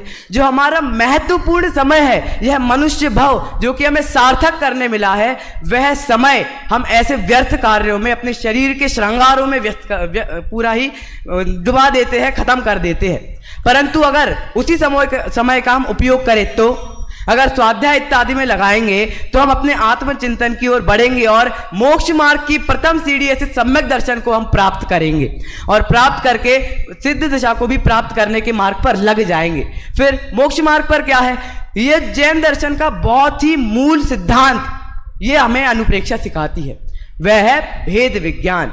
क्योंकि जब हमें शरीर में घृणा उत्पन्न होगी, हमें अपवित्र लगने लगेगा, तब हमें इससे राग नहीं होगा और आत्मस्वरूप ही हमें सारभूत लगेगा। उसे हम जानेंगे, मानेंगे, उसी का अनुभव करेंगे और मोक्ष मार्ग पर लगकर एक दिन निश्चित ही सिद्ध दिशा को प्राप्त करेंगे। इसलिए अंत में बस इतना ही कहना चाहूँगा, हम भी ऐसे अपवित्र देह को छोड़े, अपने सारभूत आत्मा में ही जमे रमे, उसी का अनुभव करें और अपने आत्मा को जानकर, मानकर, अनुभव कर कर एक दिन सिद्ध समान ही शुद्ध बन जाए। इसी मंगल भावना से आप सभी को मेरा सादर जय जिनेंद्र। तुम्हारा 1 नंबर, हमने पहले तुमको नंबर ज़्यादा दिए थे, फिर 1 नंबर कम कर दिया। क्यों? 3-4 घंटी बज गई, मतलब उसके बाद भी आपका चालू था। बहुत अच्छा व्याख्यान था इनका, अच्छा जोशीला व्याख्यान था। मतलब शरीर तो इनका अगरबत्ती है, लेकिन वाणी इनकी मोमबत्ती के समान है। ठीक है? अच्छा, एक बात बताओ, मेरे को एक बात बताओ, ये जो असूची भावना में हम शरीर की असूचिता बताते हैं, ठीक है? अब मेरा प्रश्न है, ये बड़े लोगों से भी है, ये जो शरीर असूची है, ये निश्चय से है या व्यवहार से?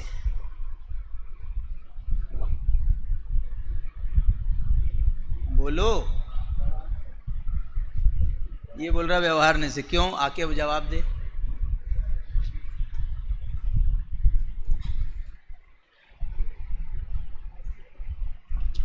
शरीर तो शरीर है, अब वो किसी के लिए पवित्र भी होता है, हमारे लिए अपवित्र है। नहीं, ऐसा नहीं। पवित्र वस्तु स्थिति के अनुसार मतलब वो भी एक सीधी द्रव्य सीधी है। बात है कि शरीर तो पुद्गल की पर्याय है ना, तो पुद्गल की पर्याय है तो अब वो उस द्रव्य की पर्याय है, वो वैसी ही है।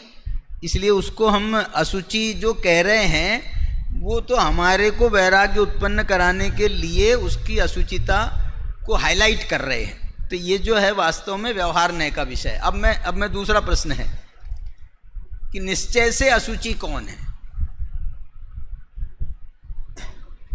व्यवहार, शरीर तो व्यवहार से अशुचि सिद्ध हो गया, अब निश्चय से अशुचि कौन है ये बताओ।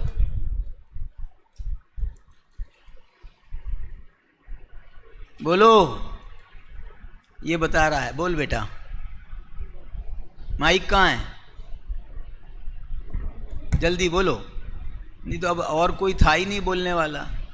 हाँ, द्रव्यों में हम ये नहीं कह सकते कि कोई भी अशुचि है, क्योंकि जिनागम में अशुचि शब्द उसके लिए लिखा है जो मतलब जिसमें पर द्रव्य का योग हो, मतलब जो दो द्रव्यों तू प्रवचन करता है यार तू, लेकिन जो है ना बात नहीं आ रही है। मूल बात जो है एक शब्द की है, निश्चय से अशुचि कौन है, एक शब्द में उत्तर दो। कोई भी द्रव्य नहीं है, ऐसा होता ही नहीं है। हाँ, तुम बोलो बेटा। निश्चय से वास्तव में आत्मा से भिन्न सभी परद्रव्य गलत पदार्थ गलत कर्म गलत आदि गलत सब गलत गलत। हाँ बोलो। जो अपने अंदर राग द्वेष मोह आदि भाव हो रहे हैं वो निश्चय से अशुचि है। शाबाश। देखो और ये बात कहाँ कही है?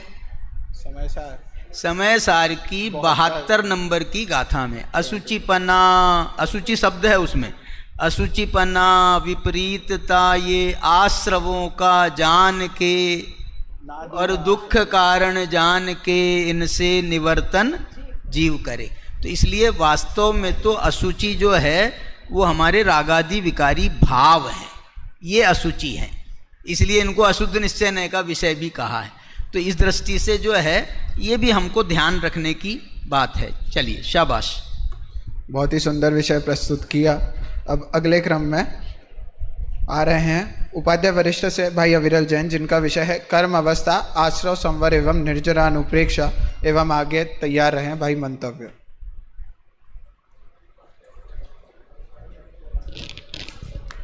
अभी हमने पूर्व वक्ताओं के माध्यम से जो 6 भावनाएं देखी वह वैराग्य परक भावनाएं थी। अब यहाँ से आगामी क्रम में जो हम 6 भावनाएं देखने वाले हैं वह तत्व परक भावनाएं। ओम नमः सिद्धेभ्यः। आदरणीय मंच एवं सभा में उपस्थित सभी साधर्मीजनों को मेरा शुद्धात्म वंदन। आज की प्रवर्तमान गोष्ठी में मेरा विषय है कर्म अवस्था, आश्रव, संवर, निजरा, अनुप्रेक्षा। मैंने अपने विषय को 3 बिंदुओं में विभाजित किया है: आश्रव भावना का स्वरूप, संवर भावना का स्वरूप एवं निर्जरा भावना का स्वरूप। अब हम सर्वप्रथम आश्रव भावना की ओर चलते हैं। मन वचन काय की क्रिया को योग कहते हैं और वह योग ही आश्रव है। विकारी शुभाशुभ भाव रूप जो अरूपी दशा है वह भाव आश्रव है, और उस समय जो नवीन जड़ कर्मों का आना होता है वह द्रव्य आश्रव है। अतः इन सबको आश्रव का कारण जान कि शुभाशुभ भाव आत्मा की क्षणिक अवस्था है।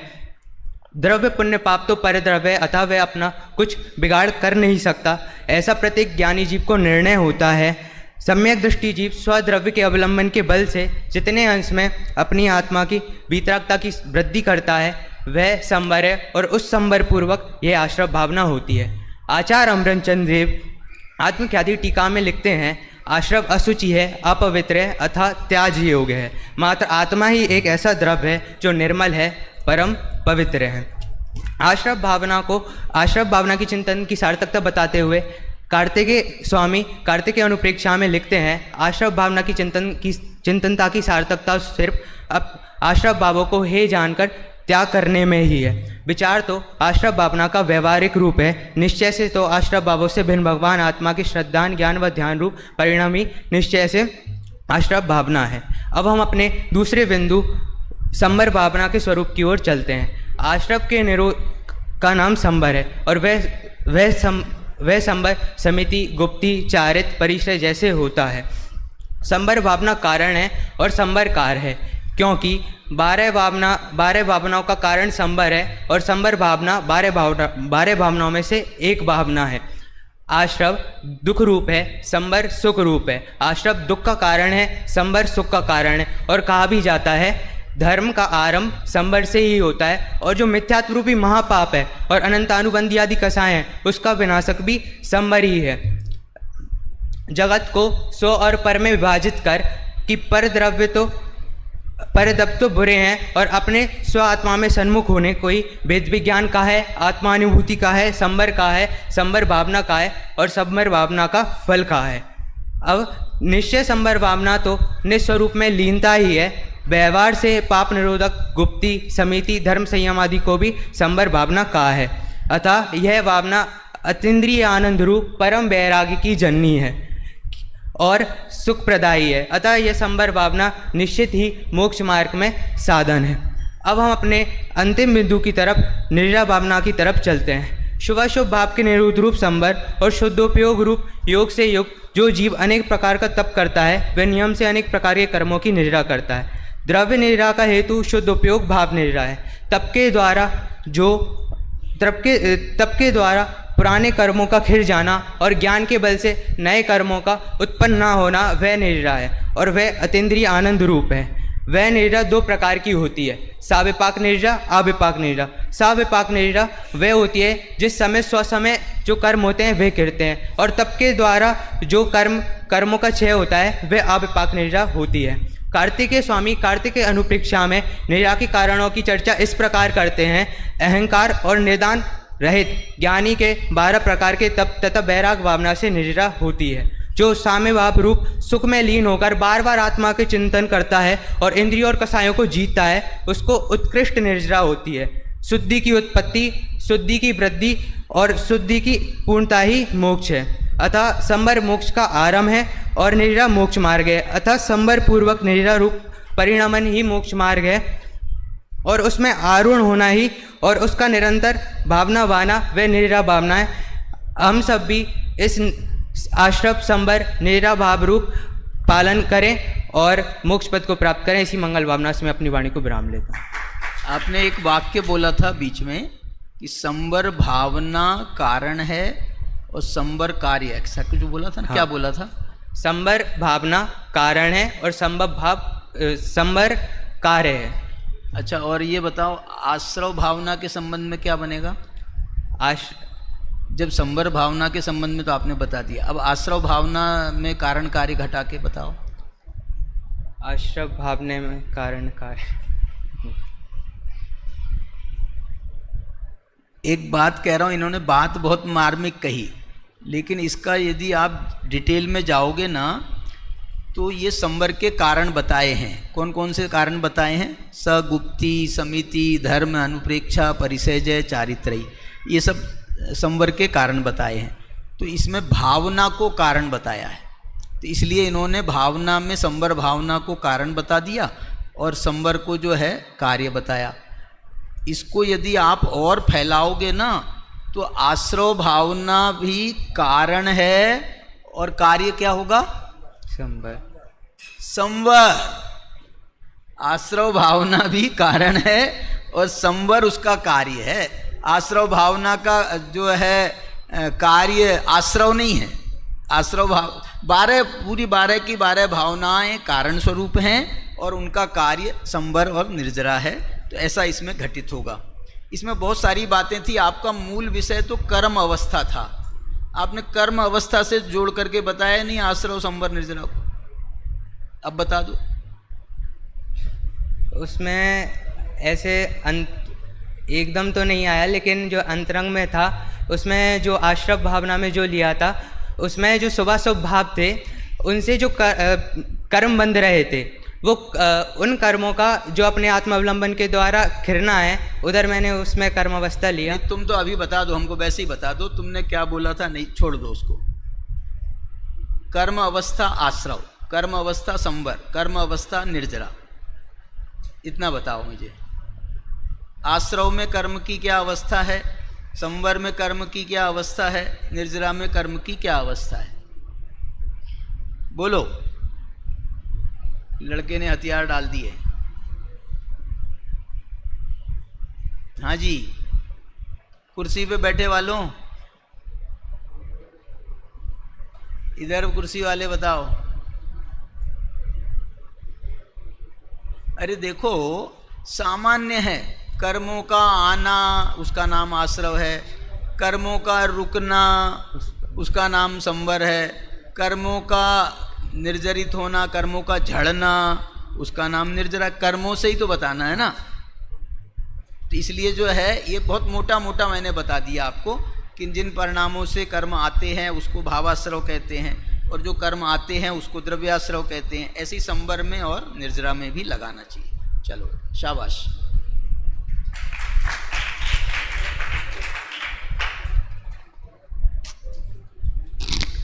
बड़ा ही अच्छा विस्तार करा आश्रव, संवर और निर्जर अनुप्रेक्षा पे।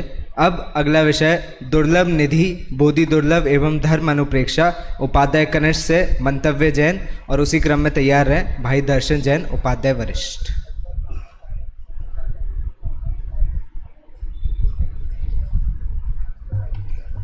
ओम नमः सिद्धेभ्य।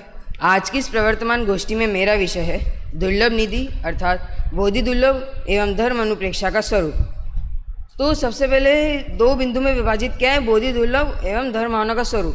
तो सबसे पहले इसमें बोधि दुर्लभ भावना है। तो बोधि दुर्लभ यानी इसमें दो शब्द बोधि और दुर्लभ, तो इसका अर्थ समझते। बोधि अर्थात यानी कि सम्यक दर्शन ज्ञान चारित्र की एकता, और दुर्लभ यानी प्राप्ति के अर्थ में लेना है, यानी सम्यक दर्शन ज्ञान चारित्र की प्राप्ति करना यहाँ कठिन है। तो आगे चलते तो पंडित दौलत राम जी अपने छंद पांचवी ढाल के छंद में कहते हैं कि उन्होंने बोधि दुर्लभ भावना की परिभाषा बताई। क्या कि बोधि और शुद्धि की वृद्धि का निरंतर अभ्यास करना ही बोधि दुर्लभ भावना है। मैंने बोधि का तो अर्थ बता ही दिया था कि सम्यक दर्शन ज्ञान चारित्र की एकता, और उससे जो शुद्धि और उसकी वृद्धि होना उसका ही अभ्यास करते रहना, यहाँ पे बोधि दुर्लभ भावना बताया। तो छंद में क्या कह रहे हैं कि ये जो जीव जो है अनंत बार अंतिम ग्रीवक तक गया, यहाँ नहीं कि स्वर्ग तक, अंतिम ग्रीवक तक चला गया, पर तो भी इसको सम्यक दर्शन की प्राप्ति नहीं हो पाई। तो जैसे लास्ट लाइन में बोला ना, दुर्लभ निज में मुनि साधो, पर तो भी उस दुर्लभ काल में भी, उस दुर्लभ परिस्थिति में भी मुनिराज ने साध लिया, मुनिराज ने उसको प्राप्त कर लिया। तो उसी के क्रम में आगे बढ़ते हुए आचार्य कार्तिकेय स्वामी कार्तिकेय अनुप्रेक्षा में क्या कहते हैं कि ये जो जीव है, ये जो जीव है जो अनंत काल पर्यंत तक शरीर मतलब निगोद में रहा, उसके बाद जब शरीर में आया तो इसने अनंत अनंत जीवों का मरण किया, कुछ भी खाया, उनसे मरण किया, ऐसा आदि आदि, पर सम्यक दर्शन की प्राप्ति नहीं कर सका। से ना वैराग्य उत्पन्न हुआ, क्या ताकि मैं वो बोधि दुर्लभ भावना का स्वरूप समझ में आ सके। तो ये तो था बोधि दुर्लभ भावना का स्वरूप। अब आगे आता है धर्म भावना का। तो धर्म भावना में आचार्य कुंद स्वामी अपने वासणुवेग का ग्रंथ में कहते हैं कि गृहस्थ और मुनिराजों का जो धर्म है वह एक ही है। तो क्या कहना चाहते हैं कि धर्म एक ही है, मतलब कि साधना तो दोनों आत्मा की कर रहे हैं। अब तो आत्मा की साधना करेंगे दो ही मोक्ष को प्राप्ति करेंगे। तो उसमें कहना चाह रहे हैं कि इसमें प्रधान जो चीज़ है, सबसे मुख्य चीज़ है वो अनुभव है, क्योंकि जब तक किसी चीज़ का अनुभव ही नहीं होगा, उसको जैसे पढ़ाई में बोलते हैं ना कि आप कुछ भी याद करनी तो उसे प्रैक्टिकल यानी अनुभव से करो, अपने अनुभव से निकालो। तो उसी प्रकार यहाँ पे भी बोला वासणुवेग का ग्रंथ में कि अनुभव प्रधान है, यानी अनुभव से करो। क्या कहते हैं फिर कि निज शुद्धात्मानुभूति के बिना सम्यक दर्शन की प्राप्ति नहीं होती। क्या कि उन्होंने बोल दिया कि शुद्ध आत्मा यानी अपनी आत्मा की जब तक अनुभूति ही नहीं होगी तब तक सम्यक दर्शन की प्राप्ति ही नहीं होगी, और अगर सम्यक दर्शन की प्राप्ति ही नहीं होगी तब तक मोक्ष को प्राप्ति नहीं कर सकते। तो उसी प्रकार आदरणीय डॉक्टर हुकुमचंद जी भारीले अर्थात छोटे दादा भी अपने जो है 12 भावना एक अनुशीलन, उसमें क्या कहते हैं कि आत्मा की साधना आराधना करना वो भी धर्म है। तो वो भी इससे रिलेट कर रहा है कि जैसे कि हमने पहले क्या पढ़ा कि अनुभव प्रधान है, और यहाँ पे क्या बोला उसकी साधना आराधना करना धर्म है। यानी जब तक हम उसका अनुभव ही नहीं करेंगे तब तक वो चीज़ हमें समझ में कैसे आएगी, उन्होंने यहाँ बोला। फिर और आगे चलते हुए यही बोलते हैं कि निज आत्मा की बढ़ती हुई जो भावना है, मतलब उसकी जब तक भावना नहीं होगी, उसको बढ़ेंगे नहीं, उसे धर्म भावना कहते हैं। तो फिर अब इन सब ये खत्म हुआ तो इनसे प्रश्न उठता है कि बोधि दुर्लभ है या सुलभ है। तो उसका उत्तर कुछ इस प्रकार है कि छोटे दादा अपने पुस्तक में कहते हैं कि भैया जब तक अपना स्वभाव ही सुलभ नहीं होगा तो हमारे सहज सुलभ ही क्या है। तो जयचंद जी चावड़ा भी कहते हैं इस पे, वो नए का कथन ले आते हैं निश्चय व्यवहार का कि बोध ही आपका भाव है निश्चय दुर्लभ ना ही, कि निश्चय से तो दुर्लभ नहीं, क्योंकि वो अपनी आत्मा में ही है, वो उसे प्रकट में लाना है तो उसके लिए वो दुर्लभ नहीं बता रहे, पर व्यवहार से उसकी उसकी जो परिस्थितियाँ, उसके जो लेवल से वो कठिन है कि हाँ उसके बाद ये करना है, उसके बाद मुनि को प्राप्त करना है, फिर ऐसे सब बताया। फिर धर्म भावना पे आए तो धर्म भावना पे भी यही कहा, वत्तु सहा धम्मो, ये एक स्लोगन है कि सब कहते हैं। तो इसमें क्या कि ये भी धर्म भावना से रिलेट करता है। वत्तु सहा वो धम्मो, वस्तु का स्वभाव भी धर्म है, वस्तु का स्वभाव धर्म है। तो उन्होंने भी यहाँ बोला कि गृहस्थ और मुनि हैं, उनका भी धर्म है कि तो वो भी साधना ही तो कर रहे हैं, आत्मा का अनुभव ही करेगा कि वस्तु का स्वभाव हमें, आत्मा का स्वभाव क्या, जानना देखना। और मुनि आदि ये सब भी क्या कर रहे हैं, साधना ही कर रहे हैं, आराधना ही कर रहे हैं, ताकि वो उस आत्मा को पहचान के मोक्ष रूपी लक्ष्मी को वरे। तो इसी के साथ हम भी बोधि दुर्लभ एवं धर्म भावना का स्वरूप समझें। ओम नमः सिद्धेभ्य। बोधि दुर्लभ में बोधि शब्द है, बोधि, और धर्म भावना में धर्म है। दोनों में क्या अंतर है? एक जैसे कि एक मार्ग और एक फल है कि जैसे बोधि अर्थात सम्यक दर्शन की एकता, सम्यक दर्शन ज्ञान चरित्र की एकता। तो जब तक हम बोधि दुर्लभ यानी बोधि को प्राप्त नहीं करेंगे, सम्यक दर्शन ज्ञान चरित्र की एकता, तब तक हमें उसका फल यानी कि जो हम उसको मोक्ष तक जा नहीं सकते ना, जब तक हमें सम्यक दर्शन ज्ञान चरित्र की एकता। बोधि का मतलब भी आप सम्यक दर्शन ज्ञान चरित्र की एकता बता रहे हो, धर्म का मतलब क्या बता रहे हो? धर्म माने जैसे कि फल जो हम आत्मा की उसमें बताया ना कि जैसे आत्मा की साधना आराधना करना। तो धर्म ये नहीं है, सम्यक दर्शन ज्ञान चरित्र धर्म नहीं है, पर धर्म भावना में भी रत्नत्रय को धर्म भावना में कहा गया है, धर्म। और बोधि दुर्लभ भावना में मुझे लगता है बोधि का अर्थ मतलब होता तो है रत्नत्रय, लेकिन यहाँ पर बोधि का मतलब सम्यक ज्ञान, बोधि का मतलब सम्यक ज्ञान, अकेला सम्यक ज्ञान को इसमें लेना चाहिए। और धर्म में जो है आप सम्यक दर्शन ज्ञान चरित्र तीनों की एकता रत्नत्रय को ले सकते हो, ऐसा इसमें से मोटा मोटा अंतर। लेकिन ये जो सम्यक ज्ञान है ना, ये इसकी दुर्लभता का, माने आप ऐसा भी कह सकते हो रत्नत्रय की दुर्लभता का वर्णन करना ये तो बोधि दुर्लभ है, और रत्नत्रय के स्वरूप का विचार करना इसका नाम धर्म है। क्या बोला? बोधि माने धर्म की दुर्लभता का विचार करना, इसका नाम बोधि दुर्लभ भावना है, और धर्म के स्वरूप का विचार करना ये धर्म भावना है। चलो ठीक है, बैठिए।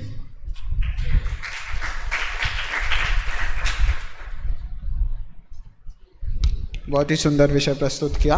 अब अगले क्रम में उपाध्याय वरिष्ठ से भाई दर्शन जैन, जिनका विषय है सच्चा वैराग्य अनुप्रेक्षाएं किन की, एवं अगले और अंतिम वक्ता के रूप में तैयार हैं भाई अभिषेक। ओम नमः सिद्धेभ्य। सभा में उपस्थित आदरणीय मंच एवं सभा में उपस्थित सभी भावी सिद्धों को मेरा शुद्धात्म वंदन। आज की ज्ञान गोष्ठी में मेरा विषय है सच्चा वैराग्य व अनुप्रेक्षा किनकी।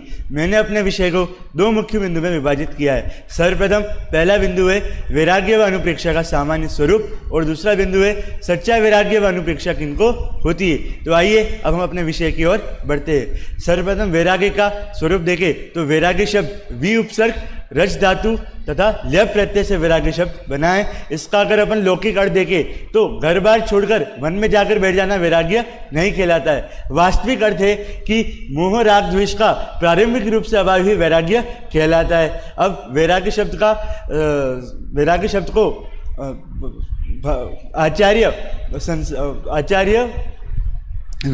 को आचार्य द्रव्य संग्रह में लिखते हैं संसार देय भोगोसु विरक्त भावो या वैरगम, अर्थात इसका अर्थ देखे इस नश्वर संसार और इस भौतिक शरीर से विरक्ति का भाव ही वैराग्य कहलाता है। अब अपन ने अनुप्रेक्षा का अर्थ देखे तो अनुप्रेक्षा शब्द की उत्पत्ति अनु उपसर्ग इक्ष धातु तथा क्य प्रत्यय से अनुप्रेक्षा शब्द बना है। इसमें अनु का अर्थ है बार बार और इक्ष का अर्थ है चिंतन करना या विचार करना। अब अपन अनुप्रेक्षा का वास्तविक अर्थ देखे तो किसी भी विषय के प्रति बार बार चिंतन या विचार करना ही अनुप्रेक्षा कहलाता है। अब अपन अपने दूसरे विषय की ओर बढ़ते हैं, जो कि कुछ इस प्रकार है सच्चा वैराग्य व अनुप्रेक्षा किनको होती है। तो स्वामी कार्तिक अनुप्रेक्षा में लिखते हैं भव्यज राणादम जननीयो, अर्थात 12 भावना भव्य जीवों के आनंद की जननी है और अपन और देखें तो आचार्य कुंद 12 भावनाओं पर महात्म्य का कथन करते हुए कहते हैं कि यह 12 भावना महापुरुषों की ही होती है। आप पीपीटी के माध्यम से देख सकते हैं। अब अपन और देखें तो आचार्य पद्म नंदी 12 भावनाओं को कर्मक्षय का कारण बताते, अर्थात कर्मों के अभाव का कारण बताते। अब अपन और देखें तो शुभचंद्र आचार्य 12 भावनाओं के लाभ गिनाते हुए कहते हैं कि यह 12 भावना जीव की ही होती है। अब अपन ने देख लिया कि यह 12 भावना जीव की ही होती है, पर यहाँ पे एक प्रश्न और खड़ा होता है कि यह 12 भावना जीव की होती है, मुनिराजों की नहीं होती। तो इसी बात का उत्तर देते हुए पंडित दौलत राम जी छिड़ाला में लिखते हैं, मुनि सकल व्रति बड़ भागी भव भोगन तय वैरागी, वैराग्य पावन माई चिन्हते अनुप्रेक्षा भाई, इन चिंतत सम सुख जागे जिम ज्वलन पवन के लागे, जब जी ही आत्म जाने तब ही जी शिव सुख ठाने। अर्थात इन दोनों छंदों का अर्थ देखे सर्वप्रथम पहले छंद में यह बताया गया है कि जिस प्रकार माँ अपने पुत्र को जन्म देती है, ठीक उसी प्रकार ही 12 भावना वैराग्य को जन्म देती है, तभी यह संसार से विरक्त बड़भागी महाव्रतधारी मुनिराज भी इसका चिंतन करते हैं। अब अपन दूसरे छंद का अर्थ देखें तो दूसरे छंद में यह बताया गया है जिस प्रकार हवा लगने से अग्नि ज्वलित हो उठती है अर्थात जलने लगती है, ठीक उसी प्रकार ही 12 भावनाओं के चिंतन से समता रूपी सुख जागृत हो उठता है अर्थात जाग उठता है। इसलिए यह जीव अपनी आत्मा को पहचानता है, जानता है, वह उसी में लीन होता है, वह अतीन्द्रिय सुख को प्राप्त होता है, वह मोक्ष को प्राप्त होता है। अब अपन ने यह भी देख लिया कि यह 12 भावना मुनिराजों को भी होती है, पर यहाँ पे एक और प्रश्न खड़ा होता है। क्या प्रश्न खड़ा होता है कि 12 भावना को धारण तो श्रावक भी करते, पर श्रावकों को 12 भावना का अनुभव क्यों नहीं होता? वो भी तो डेली देव पूजा इत्यादि सब कुछ करते, तो भी उनको 12 भावना का अनुभव क्यों नहीं होता? तो इसी बात का उत्तर देते हुए पंडित दौलत राम जी फिर से छिड़ाना में लिखते हैं, सो धर्म मुनिन कर धरिए तिन की कर तुत उच्चरिए, ताको सुनिए भव प्राणी अपनी अनुभूति पिछानी। इस छंद का अर्थ देखे तो निश्चय रत्नते स्वरूप दिगंबर भावलिंगी मुनिराज ही 12 भावना को धारण करते, अन्य कोई धारण नहीं करता है। इसलिए भव्य जीवो अगर अपना कल्याण करना चाहते हो तो मुनिराजों के चरित्र को सुनो और अपनी आत्मा का अनुभव करो। अब अपन यहाँ का निष्कर्ष देखें तो वास्तव में 12 भावना को धारण दिगंबर भावलिंगी मुनिराज ही धारण करते हैं और चेतनात्मक चिंतनात्मक श्रावक भी 12 भावना को धारण कर सकते हैं। इसी प्रकार हम भी 12 भावना को अपने जीवन में धारण करें और मोक्ष को प्राप्त करें। सादर जय जी। ये बताओ, ये जो 12 भावनाएं हैं ये मुनि बनने के पहले होती हैं या मुनि बनने के बाद होती हैं? वो तो पहले भी है और बाद में भी है। तो फिर पहले तो श्रावक अवस्था में भी होती है ना? हाँ, तो श्रावक अवस्था में होती है। तो तुम तो मना कर रहे हो कि सब मुनियों को होता है। श्रावकों को नहीं होता, मतलब श्रावक धारण तो करते, पर जैसे मुनियों को आफ्टर वैराग्य के बाद मुनि बन जाते उनको अनुभव होता है, वैसा अनुभव श्रावकों को नहीं होता है, क्योंकि वो भी तो 12 भावना को पाठ करे, चिंतन इत्यादि करे, तो भी जैसा अनुभव होना चाहिए उनको वैराग्य की लाइन में जाना चाहिए। श्रावकों को श्रावक नहीं जा पाते, इसलिए उन्होंने कहा वो श्रावक धारण तो नहीं कर सकते पर चिंतन इत्यादि करके कर सकते हैं। तो ये जो चौथा गुणस्थान होता है, 5वां गुणस्थान होता है, ये कैसे होता है? ये वैसे ही हो जाता है? नहीं पता। नहीं, देखो आप इसको ऐसा बोल सकते हो कि मुनिराज जिस लेवल की 12 भावनाओं का चिंतन करते हैं और उनके जीवन में जो परिणमन होता है वो जिस लेवल का होता है उस लेवल का श्रावक को नहीं होता है। लेकिन श्रावक को नहीं होता है, आपके वक्तव्य में बार बार ये आ रहा था कि मुनि को ही होता है, उनको नहीं होता है। उनको आपने आखिरी में फिर थोड़ा संभाला भी, तो जो है पहले से ही संभाल लेते तो अच्छा था। तो ये जो है बहुत अच्छा विषय प्रस्तुत किया आपने। और ये जो छैढाला की पंक्ति है ना, इम चिंतत सम सुख जागे जिमि ज्वलन पवन के लागे, ये 12 भावना का चिंतन करने से समता रूपी सुख उत्पन्न होता है। शाबाश, चलिए।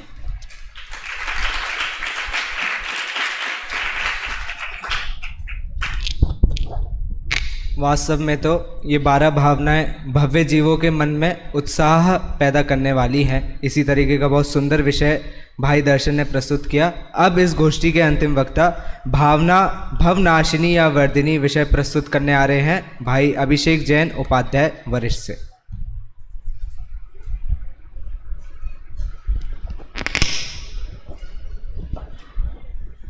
ओम नमः सिद्धेभ्या। यहाँ पर उपस्थित सम्मानीय मंच व सभी साधर्मी जनों को मेरा सादर जय जिनेन्द्र। आज इस प्रवर्तमान साप्ताहिक विचार गोष्ठी में मेरा प्रतिपाद्य विषय है भावना भवनाशिनी या भववर्धिनी। तो सर्वप्रथम श्रीमद् राजचंद्र जी भावनाओं के बारे में कहते हैं कि 12 भावनाएं भव को बढ़ाने वाली नहीं अपितु भव का नाश करने वाली है। इससे स्पष्ट होता है कि ये 12 भावनाएं भवनाशिनी हैं। तो ये भावनाएं भवनाशिनी कैसे है, तो अब मैं यहाँ स्पष्ट करूँगा। सबसे पहले अनित्य भावना। जब हमें इसका पता चलेगा कि जगत में कोई भी पदार्थ नित्य नहीं है तो संसार की क्षणभंगुरता का भान होगा और इंद्रिय सुख की हेयता भी समझ आएगी, जिससे इंद्रिय सुख को छोड़ अतीन्द्रिय सुख की प्राप्ति में लगेंगे। अब दूसरी है अशरण भावना। जब हम इसका चिंतन करेंगे तो हमें यह भान होगा कि मेरी मृत्यु होने से मुझे कोई बचा नहीं सकता है। तो परद्रव्य से जो आशा की भावना है वह छूटेगी, जिससे स्व में प्रवृत्ति सहज रूप से होगी और स्व में प्रवृत्ति होने से मोक्ष मार्ग प्रशस्त होगा। अब है संसार भावना। जब हम संसार के बारे में चिंतन करेंगे तो हमें यह पता चलेगा कि संसार में किंचित मात्र भी सुख नहीं है। तो संसार के मार्ग से प्रवृत्ति छूटेगी और मोक्ष मार्ग में प्रवृत्ति हमारी बढ़ेगी, तो हमें सुख भी प्राप्त होगा। अब है एकत्व भावना। जब हम एकत्वता को जानेंगे तो पता चलेगा कि मेरा कर्म भोगने वाला मात्र मैं ही हूँ, अन्य कोई परद्रव्य नहीं है। तो इससे जो पर के प्रति ममत्व का भाव होता है वैसा ना होकर मोक्ष मार्ग हम अग्रसर हो सकेंगे और अवश्य में उसकी प्राप्ति होगी। अब है अन्यत्व भावना। जब हम अन्यत्व भावना का चिंतन करेंगे तो हमें पता चलेगा कि शरीर व आत्मा दूध और पानी के समान एक साथ रहने पर भी भिन्न है। तो हमें शरीर और आत्मा का भेद विज्ञान हो सकेगा और भेद विज्ञान तो साक्षात मोक्ष मार्ग ही है। अब है अशुचि भावना। जब हम अशुचि भावना का चिंतन करेंगे तो हमें यह भान होगा कि हमारा शरीर सर्वथा अपवित्र है। तो अनादि से जो हम शरीर के लिए काम कर रहे थे वैसा ना कर जो पूर्णतः पवित्र हमारा आत्मा है उसको सुख कैसे हो, इसके प्रयत्न में हम लग सकेंगे। अब है आश्रय भावना। अब तक हमारी यह मान्यता थी कि पुण्य भाव अच्छा है, परंतु जब आश्रय का चिंतन करेंगे तब पता चलेगा कि पुण्य भाव भी पाप भाव के समान संसार का ही कारण है। तो इससे पुण्य के प्रति हेयता का भान होगा और हम उसके छूटने का प्रयत्न करेंगे। अब है संवर भावना। जब हम संवर भावना का चिंतन करेंगे तो पता चलेगा कि जब हम आत्मस्थिरता होगी तभी आश्रय भाव रुकेंगे, और जब यदि हम आत्मस्थिरता में यदि हम रहेंगे तो नवीन कर्मों का आना भी नहीं होगा। इससे यह भी भावनाशनी हुई। अब है निर्जरा भावना। जब हम निर्जरा का स्वरूप समझेंगे और उसका चिंतन करेंगे तो यह भान होगा कि जब जो अनादि से हमें अकाम निर्जरा हो रही है उससे हमें कोई भी फायदा नहीं है, क्योंकि वह हमें नवीन कर्म बंध का ही कारण है। और जब हम तप के द्वारा कर्मों को नशाएंगे तो वह हमारे लिए प्रयोजनीय है, क्योंकि उससे पूर्व उपार्जित कर्म का भी नाश होगा और आगामी समय में भी जो कर्म का नाश होगा तो उससे मोक्ष अवस्था प्रकट होगी। अब है लोक भावना। जब हम लोक के स्वरूप का विचार करेंगे तो हमें यह भान होगा कि कोई किसी का भी कर धार नहीं सकता है, तो परद्रव्य के प्रति जो कर्तृत्व भाव है वह छूटेगा और स्वद्रव्य जो हमारी आत्मा है उसके सुखी होने का हम उपाय कर सकेंगे, तो मोक्ष प्राप्त होगा। अब है बोधि दुर्लभ भावना। जब हमें यह पता चलेगा कि इस संसार में चिंतामणि से भी दुर्लभ सम्यक दर्शन, सम्यक ज्ञान और सम्यक चारित्र की प्राप्ति करना है, तो अवश्य में हम उसकी प्राप्ति में लग सकेंगे और यदि हम प्रयत्न करेंगे तो अवश्य ही उसकी प्राप्ति हो सकेगी। अब है धर्म भावना। जब हम धर्म का चिंतन करेंगे तो यह पता चलेगा कि धर्म के समान हमारा रक्षक और साथी कोई नहीं है। तो यदि हम धर्म में लग पाएंगे तो धर्म तो साक्षात ही मोक्ष मार्ग है, तो उससे मोक्ष की अवश्य प्राप्ति होगी। इस प्रकार स्पष्ट होता है कि 12 भावनाएं भव को नशाने वाली है। तो अब प्रश्न यह है कि ये 12 भावनाएं भव वर्धिनी भी है, तो इसका उत्तर यह है कि ये 12 भावनाएं भव वर्धिनी नहीं है, परंतु यदि हम 12 भावना का विपरीत स्वरूप समझ के विपरीत चिंतन करेंगे तो वह चिंतन जो है वह भव को बढ़ाने वाला है। अब तत्वार सूत्र में 2 जगहों पे भावनाओं का चिंतन आया है। एक 7वें अध्याय में व्रतों की भावना है और दूसरा है 9वें अध्याय में 12 भावना है। तो उसमें से कौन सी भावनाशनी है और कौन सी भाववर्धिनी? तो जो 9वें अध्याय में 12 भावनाएं आए हैं वो हमने समझ ही लिया कि भावनाशनी है, लेकिन जो 7वें अध्याय में व्रतों की भावनाएं आई हैं वह शुभ भाव रूप है, और शुभ भाव तो संसार का कारण है, इस अपेक्षा तो वह भाववर्धिनी है। लेकिन वह शुभ भाव भी परंपरा से मोक्ष का कारण होने से कथनचित अपेक्षा भाव भी भावनाशनी है। इसी प्रकार मेरा विषय रहा। अब अंत में मैं इतना ही कहना चाहूँगा कि हम सभी वैराग्य रूपी 12 भावनाओं का चिंतन कर स्वयं मुनि पद को धारण कर शीघ्र अतिशीघ्र मोक्ष पद में आसीन हो। इसे मंगल भावना से मैं अपनी वाणी को विराम देता हूँ। जय जय। देखो, इसमें मेरा एक प्रश्न सिर्फ इतना है कि आपका मूल विषय है भावना भवनाशनी या भववर्धनी। तो ये तो ठीक है कि आपने निष्कर्ष उसका दे दिया कि भावना भवनाशनी है, लेकिन भावनाएं भववर्धनी भी हो सकती हैं या नहीं हो सकती हैं, इसका भी हमको एक एंगल तो देना चाहिए। और उसका एंगल मतलब सीधा एंगल ये है कि यदि भावनाएं सच्ची हैं तो वो भवनाशनी है, और भावनाएं यदि मिथ्या हैं, भावना ही हमारी गलत है, भावना हम जो है संसार की भावना कर रहे हैं, हम स्वर्ग आदि की भावना कर रहे हैं, हम विषय भोगों की भावनाएं कर रहे हैं, इच्छाएं कर रहे हैं, तो वो जो हैं वो भववर्धनी हो जाएंगी। तो इस प्रकार से हम उसका डिफ्रेंसिएशन कर सकते हैं। लेकिन जो हमारे यहाँ पर प्रकरण है 12 भावनाओं का, इनको तो हम भवनाशनी ही कहेंगे। आपका बहुत अच्छा था विषय, और आपने एक एक भावना पर उसको बाकायदा घटा करके बताया है। अच्छी स्लाइड भी अच्छी बनाई है, आपको बहुत बहुत धन्यवाद। आइए।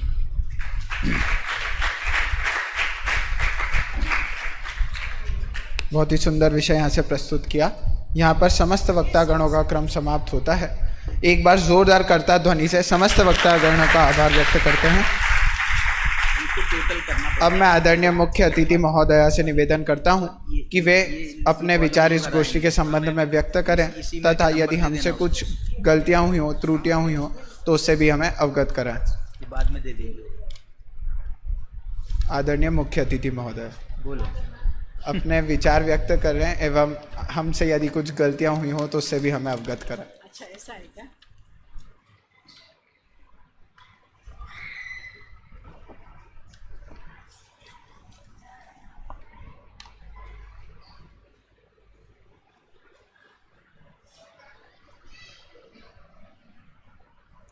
जे स्वरूप समझा बिना पाम्यो दुख आनंद, समझाव्यो ते पद नमो श्री सद्गुरु भगवन। आदरणीय अध्यक्ष महोदय एवं आदरणीय उप प्राचार्य महोदय और सभा में बैठे हुए सारे विद्यार्थियों, आप सबका जो वक्तव्य था बेटा सबका बहुत अच्छा था, और उसमें मुझे क्या कहना है, मैं तो सिर्फ इतना कहना चाहती हूँ कि आपके जब ये विषय दिए जाएं उस समय सिर्फ इतनी बात ध्यान में रहे तो अच्छा रहेगा कि आप जो भी बोल रहे हैं आपके जीवन में वो किस प्रकार से आए, क्योंकि जब तक हम विषय से जुड़ेंगे नहीं तब तक वो बस इतना रहेगा कि हमारा नंबर आया, हमने तैयारी करी, गोष्ठी में बोल दिया और बस हो गया। तो ऐसा ना हो, वैसे नहीं होगा, आप लोग बहुत अच्छा करते हैं, पर बात इतनी है कि इस बात का अगर आप लोग ध्यान रखेंगे तो आपके वक्तव्य से आपका जुड़ाव अधिक होगा।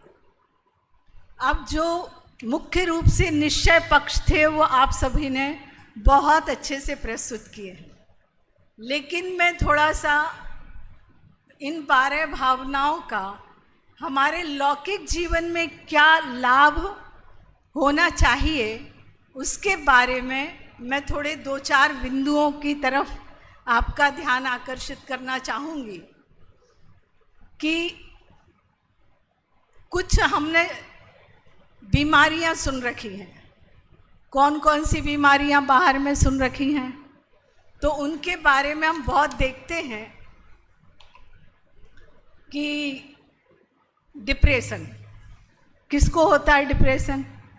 बिना पढ़े लिखे वालों को होता है या पढ़े लिखे वालों को होता है? सच्ची बात है, दोनों को होता है, वो कह रहा है। देखो जो कम पढ़ा लिखा होता है ना, एक घटना को लेके तुम्हारी बात पूरी कर देती हूँ कि आदिनाथ भगवान के समय बड़े सरल परिणामी जीव थे, भोले जीव थे, और महावीर भगवान के बाद जो जीव हुए हैं वो वक्र परिणामी जीव हैं, और जो बीच वाले जो अजितनाथ भगवान से लेकर पार्श्वनाथ भगवान तक के जो जीव हैं वो समभावी माने जाते हैं। ऐसा क्यों कह रहे हैं? बोला इसलिए कह रहे हैं कि इन तीनों के लिए जो प्रतिक्रमण कहा गया है वो अलग अलग कहा गया है। जो भगवान आदिनाथ के समय में और जो भगवान पार्श्वनाथ के समय में जो जीव हैं उन्हें बोले पूरे प्रतिक्रमण करना चाहिए। बोले क्यों करना चाहिए? बोले इसलिए करना चाहिए कि उनके जो परिणाम होते हैं वो या तो भोलेपन में गलतियां करते हैं और समझ नहीं पाते हैं, और अंत में वो जो जीव के जो परिणाम वक्र होते हैं उसमें वो गलतियां समझना ही नहीं चाहते हैं कि हमने ये गलतियां की हैं। इसलिए इनको पूरा पूरा प्रतिक्रमण करना चाहिए, और बीच वालों को ऐसा है कि जितना अपराध हुआ हो उतनी ही प्रतिक्रमण कर लें, बस काफ़ी है। ये बात मैं क्यों कह रही हूँ कि जो 12 भावना हैं तो बताओ वो हमें कब पढ़ना चाहिए? सुबह, दोपहर, शाम, महीनों में, सालों में, और किसको पढ़ना चाहिए? तो जो विद्यार्थी हैं या जो और बड़े हैं, जो और बड़े हैं, जो हम जैसे बड़े हैं, जो और भी बड़े लोग, उन सबको किसको करना चाहिए? तो सीधी बात ये है, मेरी माँ की एक ये सीख थी, वो हमेशा ये बात कहती थी कि बेटा कम से कम रात को सोते समय ये 12 भावना पढ़ लिया कर। और उस समय तो मुख्य रूप से वो चलती थी राजा राणा छत्रपति, है ना। अब बहुत सारी तो याद भी नहीं है। क्यों? क्योंकि 100 से ज़्यादा 12 भावनाएं, तो कितनी वैरायटी हैं, जो पसंद आ जाए वो कर लो। और एक अभी वो अनुभव जी ने भी बहुत अच्छी लगी है, चैतन्य चित्त चारु, क्या है वो पूरी? अस्मि भावना। उसमें चैतन्य की भावना भी कही है, बहुत अच्छी भावना है अस्मि भावना करके। और अपने दिव्यांश जी है ना, उन्होंने गाई है वो, तो वो बिल्कुल लेटेस्ट है। और अपने संयम जी बहुत जिन लोगों ने लिखी हैं। तो मेरे तो कहने का मतलब ये है बेटा, अगर हमारे जीवन में एक 12 भावना पढ़ें तो सारा प्रतिक्रमण हो जाए। क्योंकि क्या अनित्य है, क्या अशरण है, क्या क्या है, वो हमारे चित्त में एक बार बैठ जाती है तो हमारे में जो बीमारियां हो रही ना, कि डिप्रेशन की हो रही है, निद्रा नहीं आती है, ये नहीं होता है, उस सब का एक साथ निराकरण हो जाएगा। देखो, अनित्र और अशरण भावना जो है हमें कौन सी बीमारी से दूर करती है? तो वो करती है तनाव और चिंता से।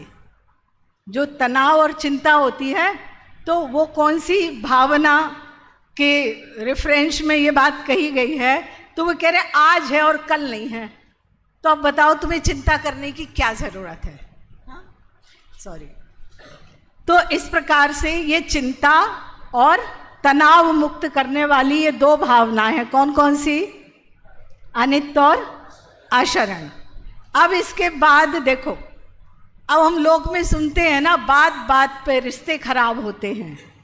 किसी ने कुछ कहा नहीं और रिश्ते खराब हो गए हैं, तो कहते हैं रिश्तों को मधुरता देने के लिए क्या करें? तो रिश्ते होते काहे से हैं? बोले मोह से होते हैं। माता पिता, भाई बहन, ये रिश्ते मोह से होते हैं, और वहीं क्या होते हैं? झगड़े होते हैं। तो वो झगड़े ना हो उसके लिए हमें क्या करना चाहिए?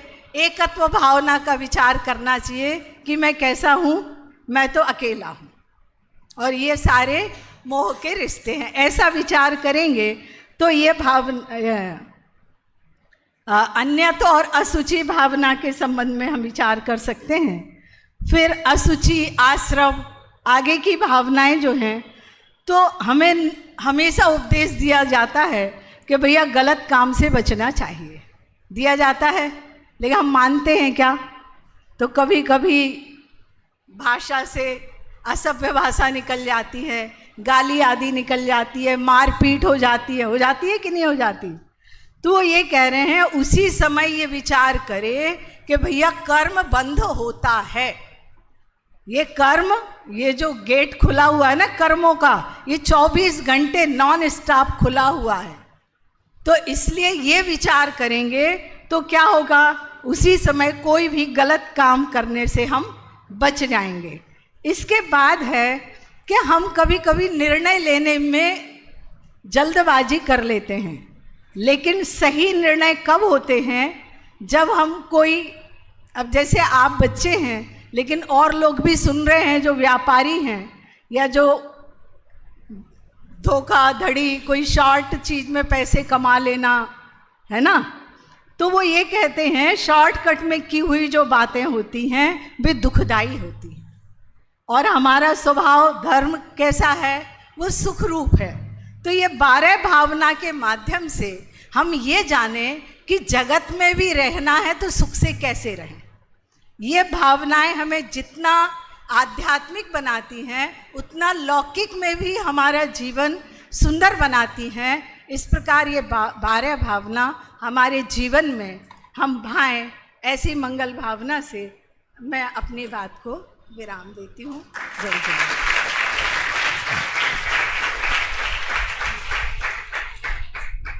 बहुत बहुत धन्यवाद। वास्तव में ये 12 भावनाएं मोक्ष मार्ग में तो किस प्रकार सहायक होती है हमको ज्ञात ही और वक्ताओं के माध्यम से भी सुना, परंतु अपने लौकिक जीवन में प्रैक्टिकल लाइफ में ये किस प्रकार सहायक हो सकती है, इस प्रकार बहुत ही सुंदर हमें यहाँ पे समझने को मिला।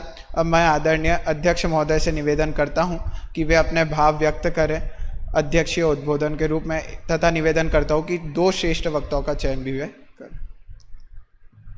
देखो, मैंने जो बोलना था वो तो आप लोगों ने सुन लिया, बीच बीच में ही सुन लिया, स्टार्टिंग मैंने करी थी, इसलिए ज़्यादा बोलने का भाव नहीं है। लेकिन ये ज़रूर बताना है कि आप लोगों ने जो पीपीटी बनाई ना, उसमें आपके कलर सिलेक्शन, उस पर भी आपको ध्यान देना।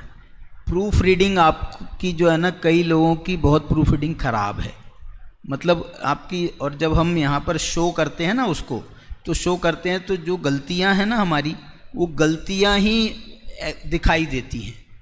इसलिए आप पीपीटी बनाओ, अपने 2 साथियों को बताओ, अपने गुरुजी को बताओ, मतलब दिखा करके उसको ओके कराना चाहिए।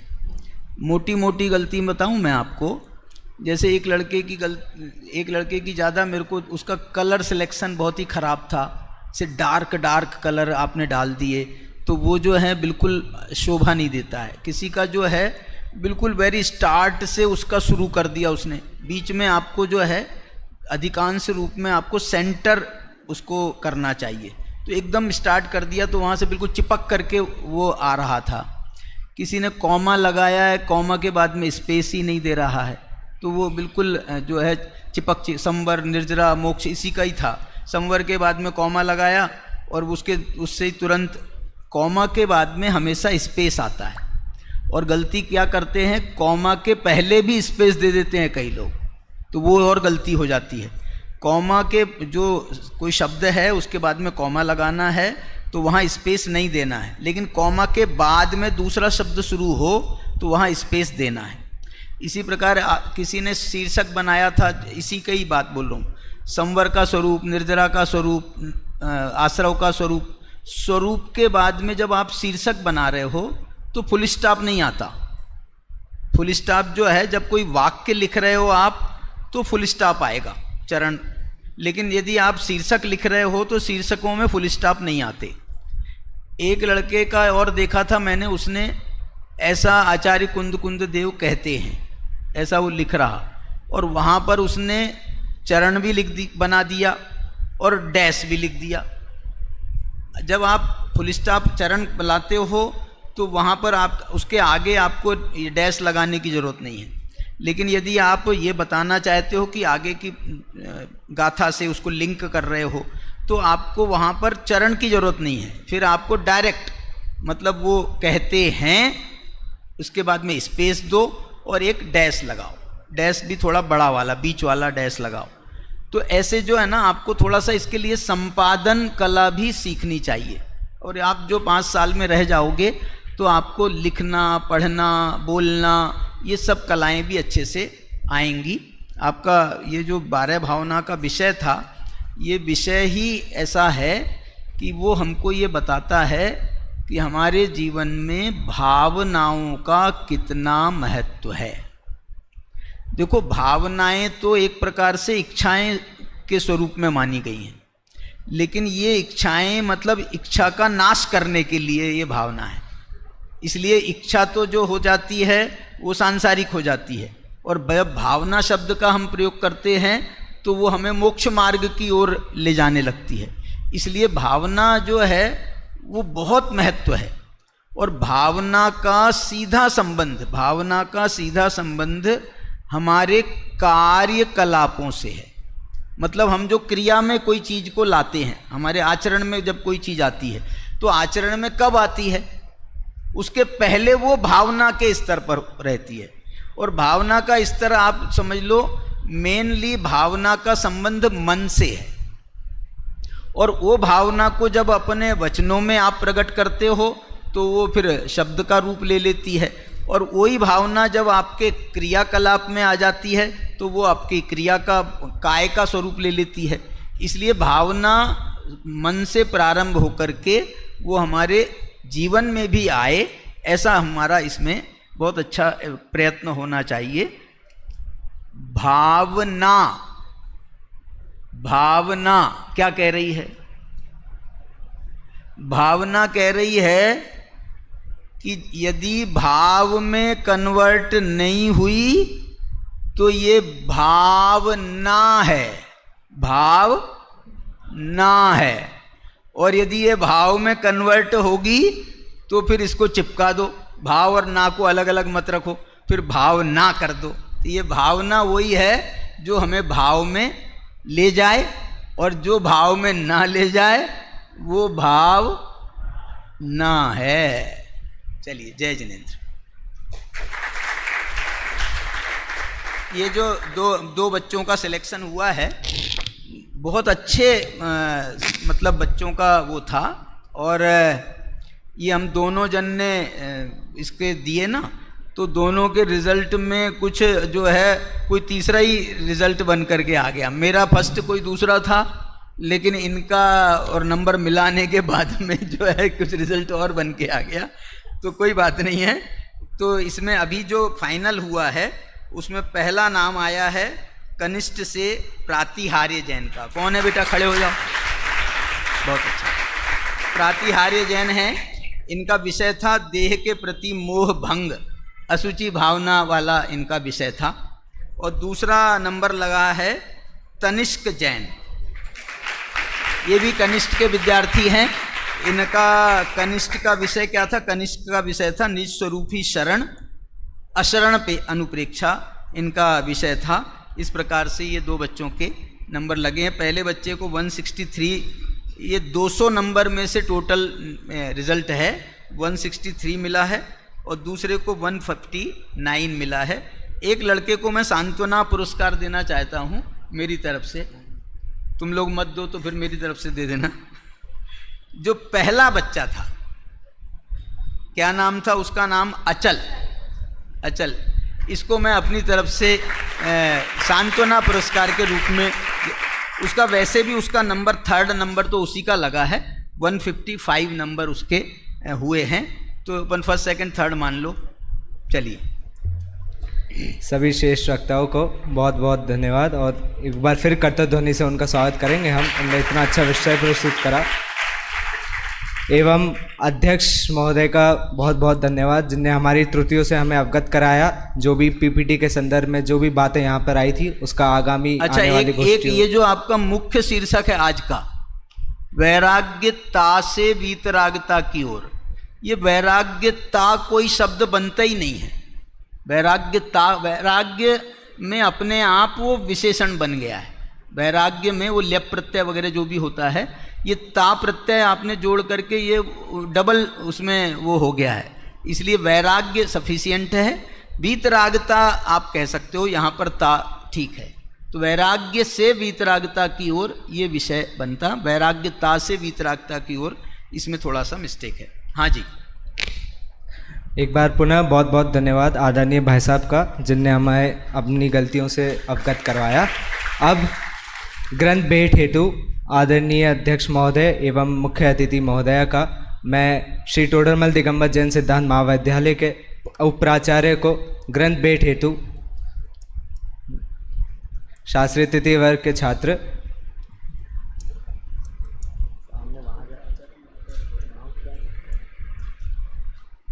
एक बार जोरदार कर्तव्य ध्वनि के माध्यम से स्वागत करेंगे।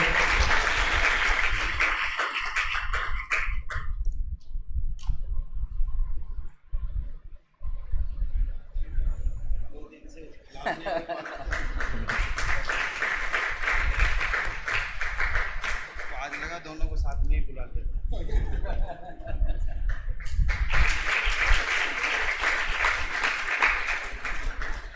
अब आभार प्रदर्शन के क्रम में मैं शास्त्रीय तृतीय वर्ग के छात्र भाई आदि को बुलाता हूँ, वे आए एवं आभार प्रदर्शन करें।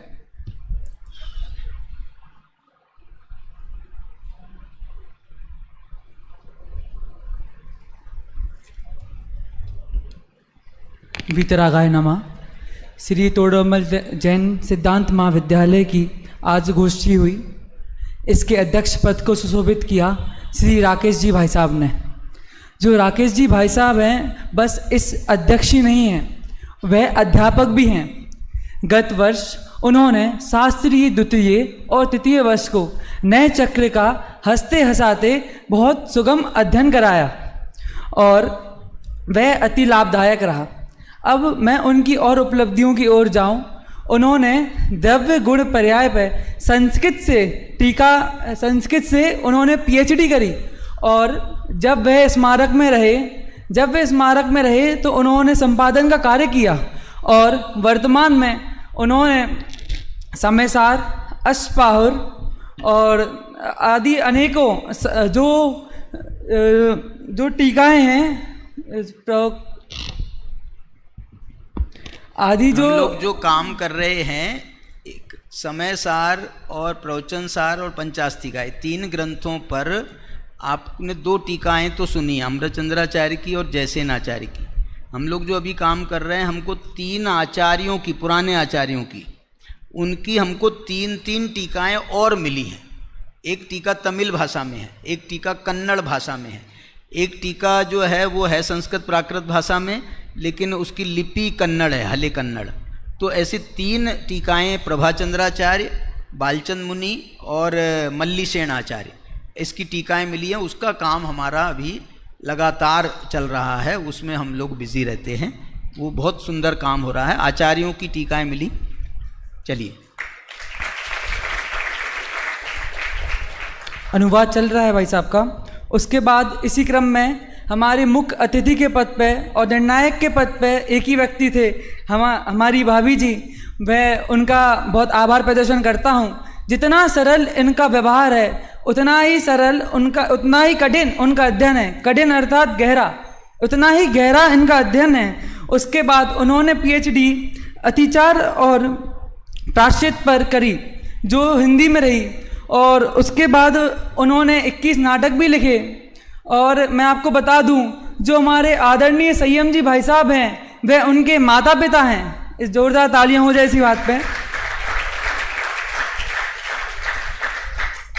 मैं भाभी के पास गया और भाभी से पूछा, भाभी आप अपना परिचय दीजिए। भाभी ने बोला कि यही हमारा धर्म ही हमारा परिचय है। अब फिर मैंने सोचा, किसी साधक के पास जाओ, किसी साधर्मी के पास जाओ और बोलो अपना परिचय दो। जो उसकी साधना है, वास्तव में तो यही उसका परिचय है। और मैं अपने जीवन में किसी आदर्श व्यक्ति, किसी आदर्श साधर्मी, किसी आदर्श जोड़ा, किसी आदर्श मित्र और किसी आदर्श परिवार की ओर जाऊं तो मुझे भाई साहब की ही छवि दिखती है, भाई साहब और भाभी की छवि दिखती है। वह स्वयं तो धर्म में लगे ही, उन्होंने संयम जी भाई साहब और उनकी जो पुत्री है उनको भी धर्म में लगाया। ऐसे ही आदरणीय भाई साहब भाभी ने अपना मूल्यवान समय हम सबको दिया। यह तदर्थ पूरा महाविद्यालय उनके लिए सम्मान प्रकट करता है, आभार प्रकट करता है। और आज के वक्ता, विशेष वक्ता, मंगलाचरण करता, संचालक करता और संयोजक या अर्थात वीतराग कक्षा को और हमारे महाविद्यालय के उपाचार्य आदरणीय जिन कुमार जी भाई साहब को मैं आभार व्यक्त करता हूँ। यह तदत पूरा महाविद्यालय सभी के लिए आभार व्यक्त करता है। इसी प्रकार आभार प्रदर्शन रहा। मैं आगे का कार्यभार संचालक महोदय को दूंगा। एक भैया विशेष बात तो सबसे पहले ही बतानी चाहिए, और खास करके कनिष्ठ वालों के लिए। आदरणीय भाई साहब इसी महाविद्यालय के प्रथम बैच के विद्यार्थी हैं। परिचय की शुरुआत अपने घर से होनी चाहिए ना तो उसी हिसाब से। और कनिष्ठ वाले अभी आके 1 हफ्ता हो गया है, तो थोड़ा सा गुणस्थान नीचे आया होगा तो थोड़ी चिंता की लकीरें बड़ी होंगी, या तो घर की याद आ रही होगी या फिर जिस हॉस्टल से आप आए वहाँ की याद आ रही होगी। इसके लिए बता रहा हूँ कि जिस तरह आप उपाध्याय कनिष्ठ में यहाँ बैठ कर के अध्ययन कर रहे हैं, उसी तरह भाई साहब यहाँ बैठे हैं और उन्होंने अध्ययन किया और आज इस स्तर तक पहुँचे हैं। तो ये एक उदाहरण स्वरूप हमारे लिए हैं कि हम भी अगर इसी तरह अध्ययन करें तो वहाँ तक पहुँच सकते हैं। इसलिए मजबूती से उपाध्याय कनिष्ठ वालों को और मजबूती से दृढ़ हो करके अध्ययन में लगना है, इसलिए मैंने बताया। परिचय तो बहुत है, आदि ने भी आपको बताया। चलिए, हाँ। बहुत बहुत धन्यवाद भाई आदि और आदरणीय भाई साहब का। अब अध्यक्ष महोदय की आज्ञा से ये सभा यहीं विराम होती है। विद्यार्थीगण यहीं रुके रहे।